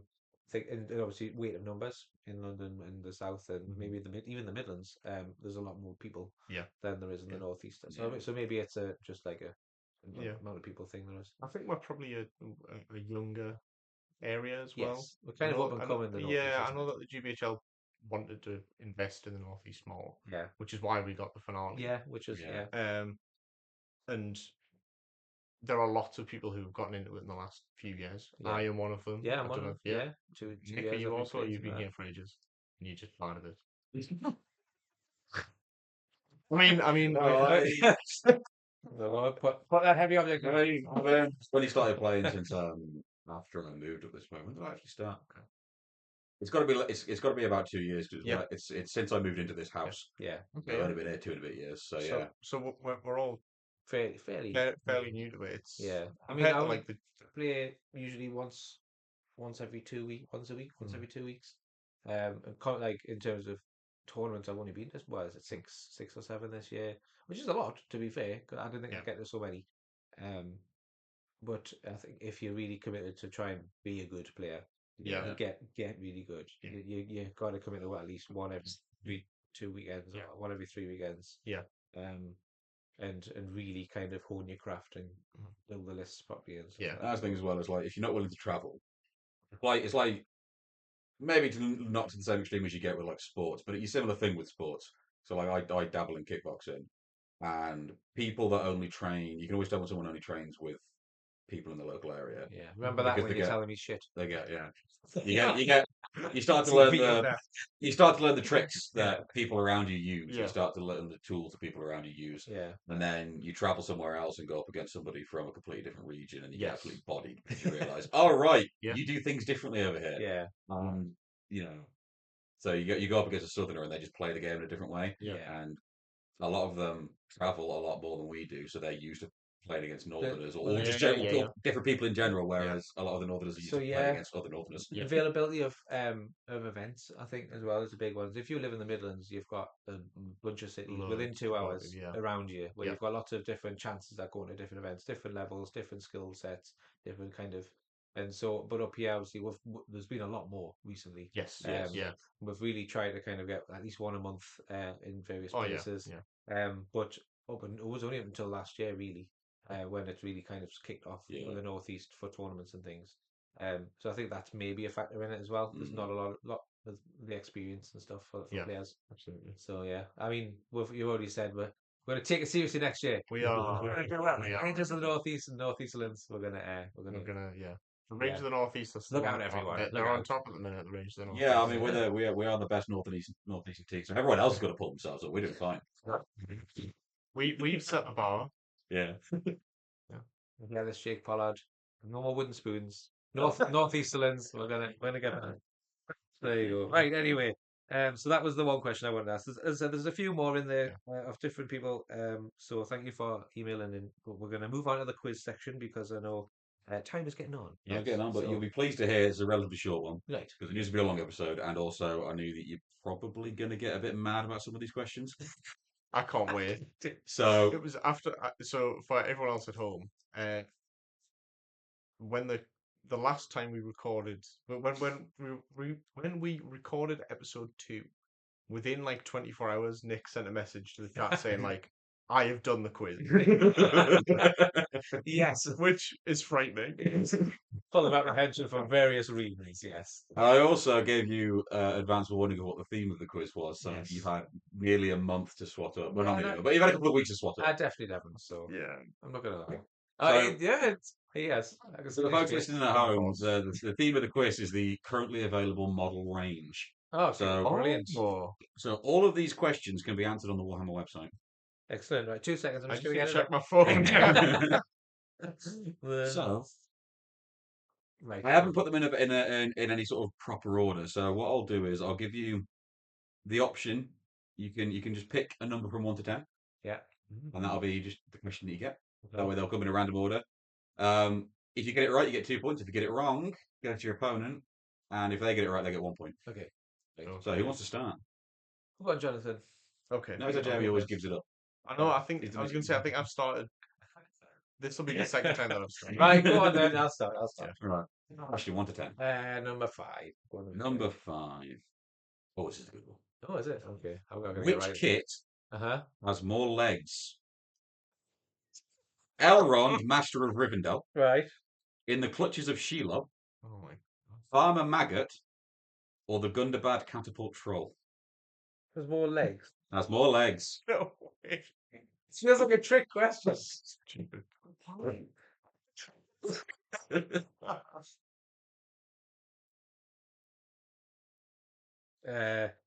In the clutches of Shelob. Oh my god. More legs. More legs. It's a simple question. It is a very simple question. Which has most legs in it? What was the other Farmer Maggot? And Oh, Elrond, Master of Rivendell, in the clutches of Shelob, Uh-huh. Farmer Maggot, or the Gundabad Catapult Troll? I'm gonna go for Farmer Maggot. You're going to go for Farmer Maggot. Uh-huh. You would be incorrect. Oh. because of It's a lot of like legs. dogs, isn't it? The dogs are, yeah, There's 12 on the dog, 12, and and then then 2 on two him. more, 14. So who's got more than 14 legs? Okay. Ah, Anyway, you so say it for yours, so it's steel, isn't it? can't I'm be not helping out. Elrond unless he's got something underneath that flow. It can't be Elrond. As far as I can tell, there's only 10 in there. 10 in Elrond. Yeah. Because there's the horse, Oh my him, god! Yeah, you're right. and then him on foot. Okay, You gotta think right. about it. And then there's the banner guy as Okay, well. can I ask a clarifying question? You may. You don't have to answer.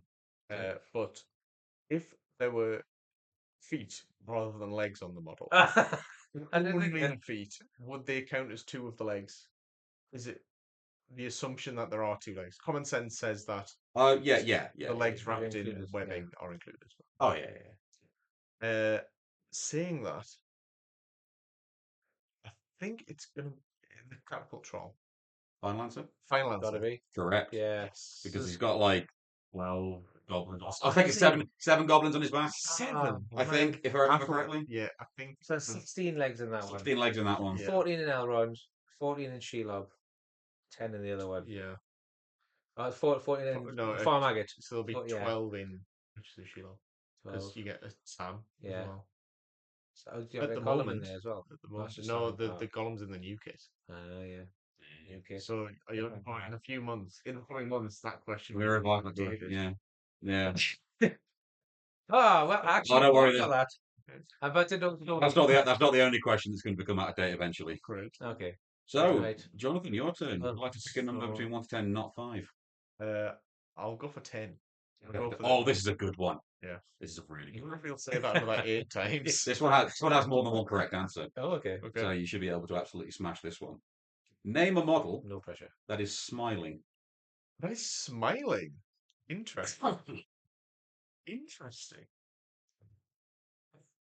So when I wrote this question, I thought there was only one answer, and then I went through the range. I was like, oh no, there's more than I thought. It's I'm thinking like it'll be some of the Shire ones, I'm guessing, but I don't know if I know the specific hobbits that are smiling. And then I'm thinking about maybe evil characters who are sort of snarling a bit. Yeah. Oh, I might have an Snarga. answer. He's sort of sneering. That's too long of a pause. I'm I wrong. haven't got Snargo, We're gonna have to Google but I can check. It's possible I missed. It's possible I missed. So I will. I don't know whether I always think about a bit when it's currently like, available range is what's throwing me off. oh yeah, didn't think about that. Smiling is You know what? I missed Snaga. I'll take that as an acceptable answer. Is he currently Yeah. available? in the It's range? currently available. Right. Yeah. Oh, well done. lucky. Yeah. Nice job. So So that question's not going to come up again, is it? that question's not going to go. So is Bilbo Aged Hobbit one? No. Oh, is he not? He's just sort of looking at his hand. He's I had definitely acceptable smiling. answers. He's definitely As Tom Bombadil. smiling. I would tenuously accept Will Whitfoot and Boldo Tulpenny. Both of them are sort of smirking rather than fully smiling. Yeah. But I would also accept Alfred and the Lake Town Master. Okay. Oh yeah. I would have probably gone for Yeah. Tom had I thought about it a bit more. I thought Bilbo was smiling because he's looking at the room. Yeah, I thought that, but now he's just sort of casually looking at it. Yeah. The sheer joy on Snarga's face when he's thinking about eating the leg. He's so happy. He's so happy. He has no idea he's about to be decapitated. I'm 3-0 down now. So. You're 3-0 down, right? Next question. Okay. Because I'm 3-0 down, I'll go for number 3. Number 3. Oh, great. It was a lovely sound. It was. How That's much fantastic. does smell weigh? Oh. It was like cost. Oh, like. That's like, Okay. like the model or the dragon? Well, yeah, exactly. No, that was the model. I can't even remember if he's metal anymore. If he was resin. I don't think he was ever metal. I don't think he was ever metal. 3 tons. Yeah, There so that's was- what I was going to say. Of half a car. Back in the olden times, there was a dragon of a similar size in old fantasy that was fully metal. Oh, was there? And it's ridiculous. Yeah. Resin. You had to make the wings out of tinfoil because Is if they actually put the wings on, it would have broken under its own weight. Brilliant. So we're talking like what measurement are we in? I would like the answer to the nearest 100 grams. Grams. Okay, right. Okay. That's not to say that it's No, I'm just like grams. no. I but know, but I'm just like, is yeah, it grams or that's- yeah. pounds or whatever? So, oh yeah, it's in metric. It's in metric. I'm gonna say 1,200 grams. 1,200 grams. Yes. Not correct. No. Jonathan would like to try and steal the answer. I don't. Yeah, I would like to.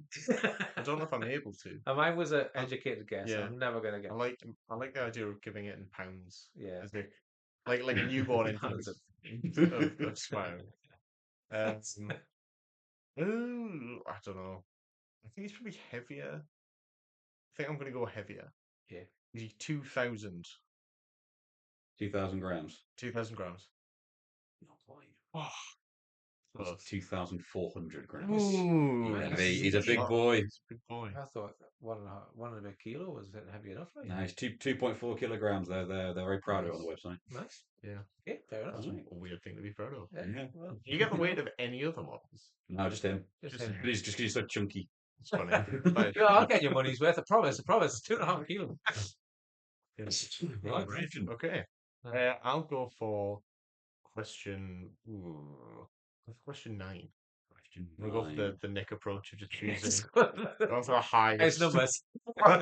Well, I was starting to run out of ideas towards the end, so then I think that's slightly easier. Oh, I've had a known that. 9 and 10. I'm ready to steal. I'm ready Yeah. to steal. What is Rosie Cotton holding in her right hand? Oh, goodness me. In her right hand. In her right hand. Boy, why am I so bad at these? I'm so glad I'm writing the next one. These aren't. Every episode is getting progressively harder. Yeah. As we get I'm less and less gonna tolerant. make the next quiz Yeah. really hard. You're welcome. Anyway. It's gonna be. I think it's something small.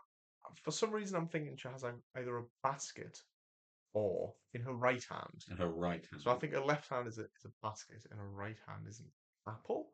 Final answer? Final answer. Not correct. Jamie, you want to try and steal this one? Oh, well, I'm gonna try, but I don't know what the answer is. I'm gonna have a guess at the washcloth. Correct. Oh, I Yes. guess. What's an educated guess? I was expecting one of you Well done. to say a beer stein because she's cleaning Yes. a beer stein. Yeah, that's Oh, okay. So I was. But the stein is in her left hand. in my head. She was washing Right. the thing, but I couldn't. I just had a guess which one was in which one. It's not a basket.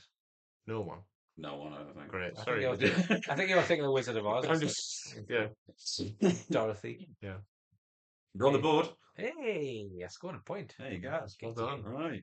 Okay. What would you like? Number 8. Number 8. I want the easy questions. Not that one was easy, like, goodness me. True or false? Oh, 50. The Rohan stronghold contains less ladders than the Uruk-hai demolition team. Rohan strongholds. But this is easy for him to steal. Oh.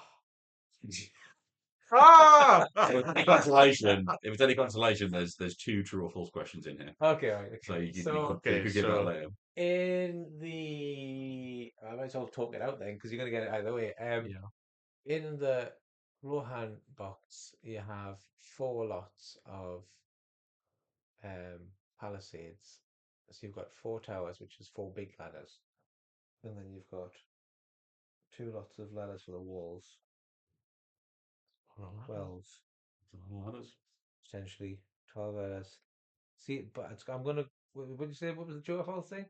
True or false? The Rohan stronghold contains less ladders than the Uruk-hai demolition I'm going to team. say false. Final answer? Yeah. That is correct. Yeah! The stronghold has 8. Okay. The right. demolition team has Oh. 4. Right, okay. Okay. I overcounted. But So still. yeah, but you overcounted the right way. So. Yes, yeah. Yeah. Cool. Well done. Back up to tied. Should I go instead of asking for a number? Can I ask for the other true or false question? You may. I'll allow I it. think that It's in.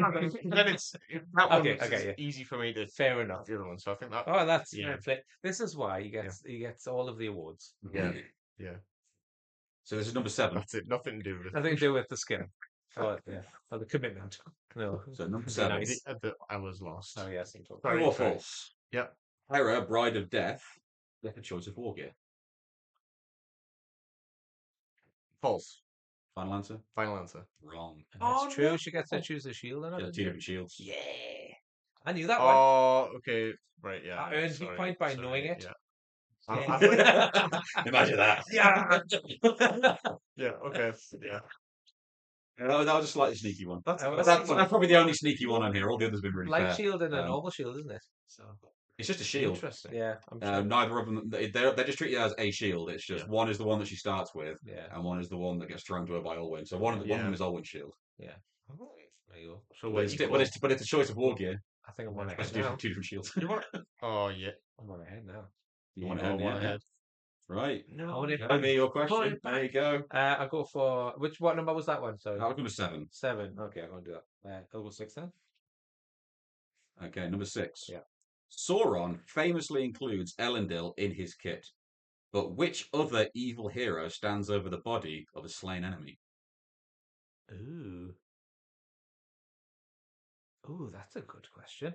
The wording is key. Yes, it is because yes, so I can think of one model who isn't slain. An evil model, slain enemy. Is it? Oh, is he dead or not? I'm gonna go for the Wild Walk Chieftain. Correct. Yes. I don't know if he would be dead or not. I don't know if he was fighting back. That's The other one was the old goth one. oh really? I didn't know that. But he's no longer available. He's no longer available. But Sheila Yeah. obviously has Frodo, who's paralyzed, and he is Not slain. unconscious but Yeah, not but slain. not slain. So Wild Walk Chieftain. Very good. Very well done. Yeah. You know why I know that one? Because I took them out of my tray yesterday and put them on my desk to paint. There we go. So Jamie's back. Yeah, he was. Now you know what I'm taking next year. Anyway, So it's currently 6-3. Oh, In favour. Go on, Jonathan. What's your next okay, question? I'm gonna switch up. I'll go for question 1. Oh, you'll like this one. Oh, is it good? I'm not gonna like it. Placed base to base, how long are heroes of a fully upgraded Thorin's company? Oh man, that's long. How long? How long would be the conga line if you placed them base to base? Like Just the heroes, in fully upgraded. In millimeters. Millimeters. The base is measured in millimeters. Oh yeah, of course. so I just need to know. You give me centimeters if you want, but I need to know the length of in Thorin's company, the box Thorin's company, or all the information you need is in the question. Are we allowed to use a calculator? Yeah, I'll allow it. Okay, because that might be helpful. from I'm watching though. millimeters. No Warhammer website. Yeah, sorry. I'll so, See, it's the fully upgraded Calculator. so it's Well, not that I know this, but yeah, it's what 28 millimeter scale maybe. times 15. 420 millimeters. Final answer? Final answer. Not correct. Oh no! Thorin's company. Fully upgraded. Does anyone have a mount? No. No. No. No. The answer's just hit me. I don't know if This, if I'm calculating this right now that I've realised, it's so much worse than you think it is. well, I've got the gist of it, but I'm not going to get the right answer. So is this I'm going to fully, guess fully upgraded with every warrior as well? The heroes. The heroes, okay. Heroes. So okay, it's not quite as bad as I thought. I'm going to go 432. Well, I know. I've got this is 555 Oh, millimeters. okay, right. 15 25 mil bases. Yes. Plus Guar here on a 60. Squire here. Yeah. Plus Radagast on his sleigh. I thought we were also going to add like 12 great eagles as well. I and did was like, consider it. Oh my god. I did consider it. That's a funny I question. obviously I wouldn't have counted quite here and there in my head. But He's suppose in you the got that army. at home. Yeah, I don't know this well enough. Well, let me down on that question. From stealing. Brilliant. Right. We're on Jamie. Jamie, yeah, it's Jamie's choice. Yeah. So you've got your options are 2 and 4. 2, please. Based on current pricing, Uh-huh. how much would it cost to build a full metal Black Riders army? I've no idea. I don't even know how much. I don't even know how much one is. So I can't work out. I don't think you could buy them as in sets of one. No, you can't. You can buy them in threes.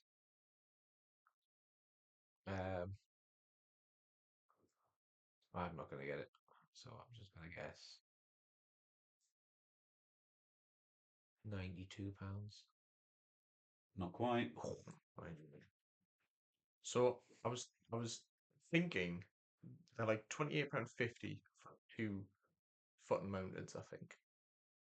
So I'm thinking the packs of 3 must be 38.50 maybe. How close do we need to get it? I mean, I'd like it to the penny if you can. I'm willing to give. I'm willing to give a little bit of leeway. Let's be realistic. I mean, I've got it written here I've got it written in to the nearest 50p. Okay, so I'm I surprised think you don't play the it's Alt Tabs going to Master. be. Can I use my calculator? Calculator. I'm more than happy to use your calculator. So I'm watching you I think it's play. going to be £115.50. Closer than Jamie, but not quite. Oh, £185.50. 185. I don't have the exact breakdown, but the 9 dismounts Uh-huh. are really bloody expensive, and I think it's like oh, £35 for Okay. 3 or something. Okay. I've gone the wrong way. Yeah, I was thinking because I don't want to spoil the army that's coming for anyone else, but there's another way that you can field the 9 riders, but it's not Oh, Mm. what? not using the very- Black Rider skull. Uh-huh. Why are you being so cryptic? Okay, so I won't name the player. But someone has bought all the 9 like individual They don't sell them anymore. riders. They don't sell them anymore. You have to get them. You have to get them from third party. Okay. Well, so Anyway, whoever you are, So here you are. whoever you are, The only way to do it Good- legit. well done. Good luck taking Black Rider. The only way to do Black Riders as they are currently available on the website is 3 sets of full metal Black Riders. So Yeah. discounting the Witch King. Yeah, There's 3 sets of 3 riders. yeah. Yeah. And then the 9 ring wraith. This is where That's me too. Okay, so cool. Okay. I now Final question. Yes. Oh, I'll be so- number 4. Number 4. number Yes. 4. Yeah. There's another one that has potentially more than one answer. Okay. Okay. And if you come up with something that I haven't checked, I'll check it Okay. since I missed one. Snogger. There's one that could be missed. It's my question. That's fine. What's yours? It's It's been a long podcast, this one. God, based- sorry, I'll steal it later. That's fine. Based on their pose, name a model that feasibly shoots left-handed. Ooh. I'm thinking there's feasibly shoots left-handed. I think there's a funny Bard one where he's like, oh, but it's not available on the website. Maybe. Feasibly shoots left-handed. Wow, this is not something I've thought about before when looking at miniatures. No, me neither. I'm going to say because it's pretty Legolas. No. I was thinking of the like Defenders of Lake Town models, when they're all like jumping forward. Yeah. Oh, yeah. Sorry. Right, let's have a think. Terrible for me. Well, I can't lose now. So I'm all right. I'm just going to Didn't say whatever. say whatever. Bomber. Yeah, the Moomer. No, I'm gonna go for. I'll go for. Is it just any model as a hero? It could be any model. It could be any model. I didn't specify. I just said any model that feasibly shoots left-handed. Mirkwood Rangers. Final answer? Yeah. No. Okay. I have got it as, and it's possible I may have missed one. Uh-huh. So I'm sure somebody will be screaming and shouting at their TV at the moment. Yeah. But I've got this as the Hunter Orc, Okay. Or Yeah. the Blackroot Vale Archer, specifically with horn. Okay. Both of Because they're those holding the bow in their right in hand. their right hand. Yeah, that's what I was trying to think. Yeah. A model who's holding the bow in the right hand. Yeah. Every other archer I could find holds the bow in the left hand. Ah, Interesting. There we go. Not many So there we left-handed go. people in Middle Earth, apparently. No. No. Final score 6-3 to James. Yeah. No. That's it. Have we all won one yet? I think that's it, isn't it? I think I won the first one. Uh-huh. Yeah, I won the second one because I stole all Jamie's answers. Yeah. Yeah, you did, yeah. So, well, We're all So there we go. We can't win a game, but It's we're We're all equals. Yeah.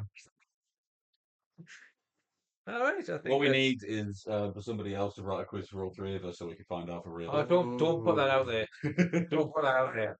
Don't want an inbox full of dodgy questions. Yes, Like, most. Jeremy yeah. Paxman. I'll tell you what, we should get a guest speaker in, a guest person in, and they should bring their own quiz. Yeah. That's what we should Yeah, do. that'd be Yeah. good. Yeah.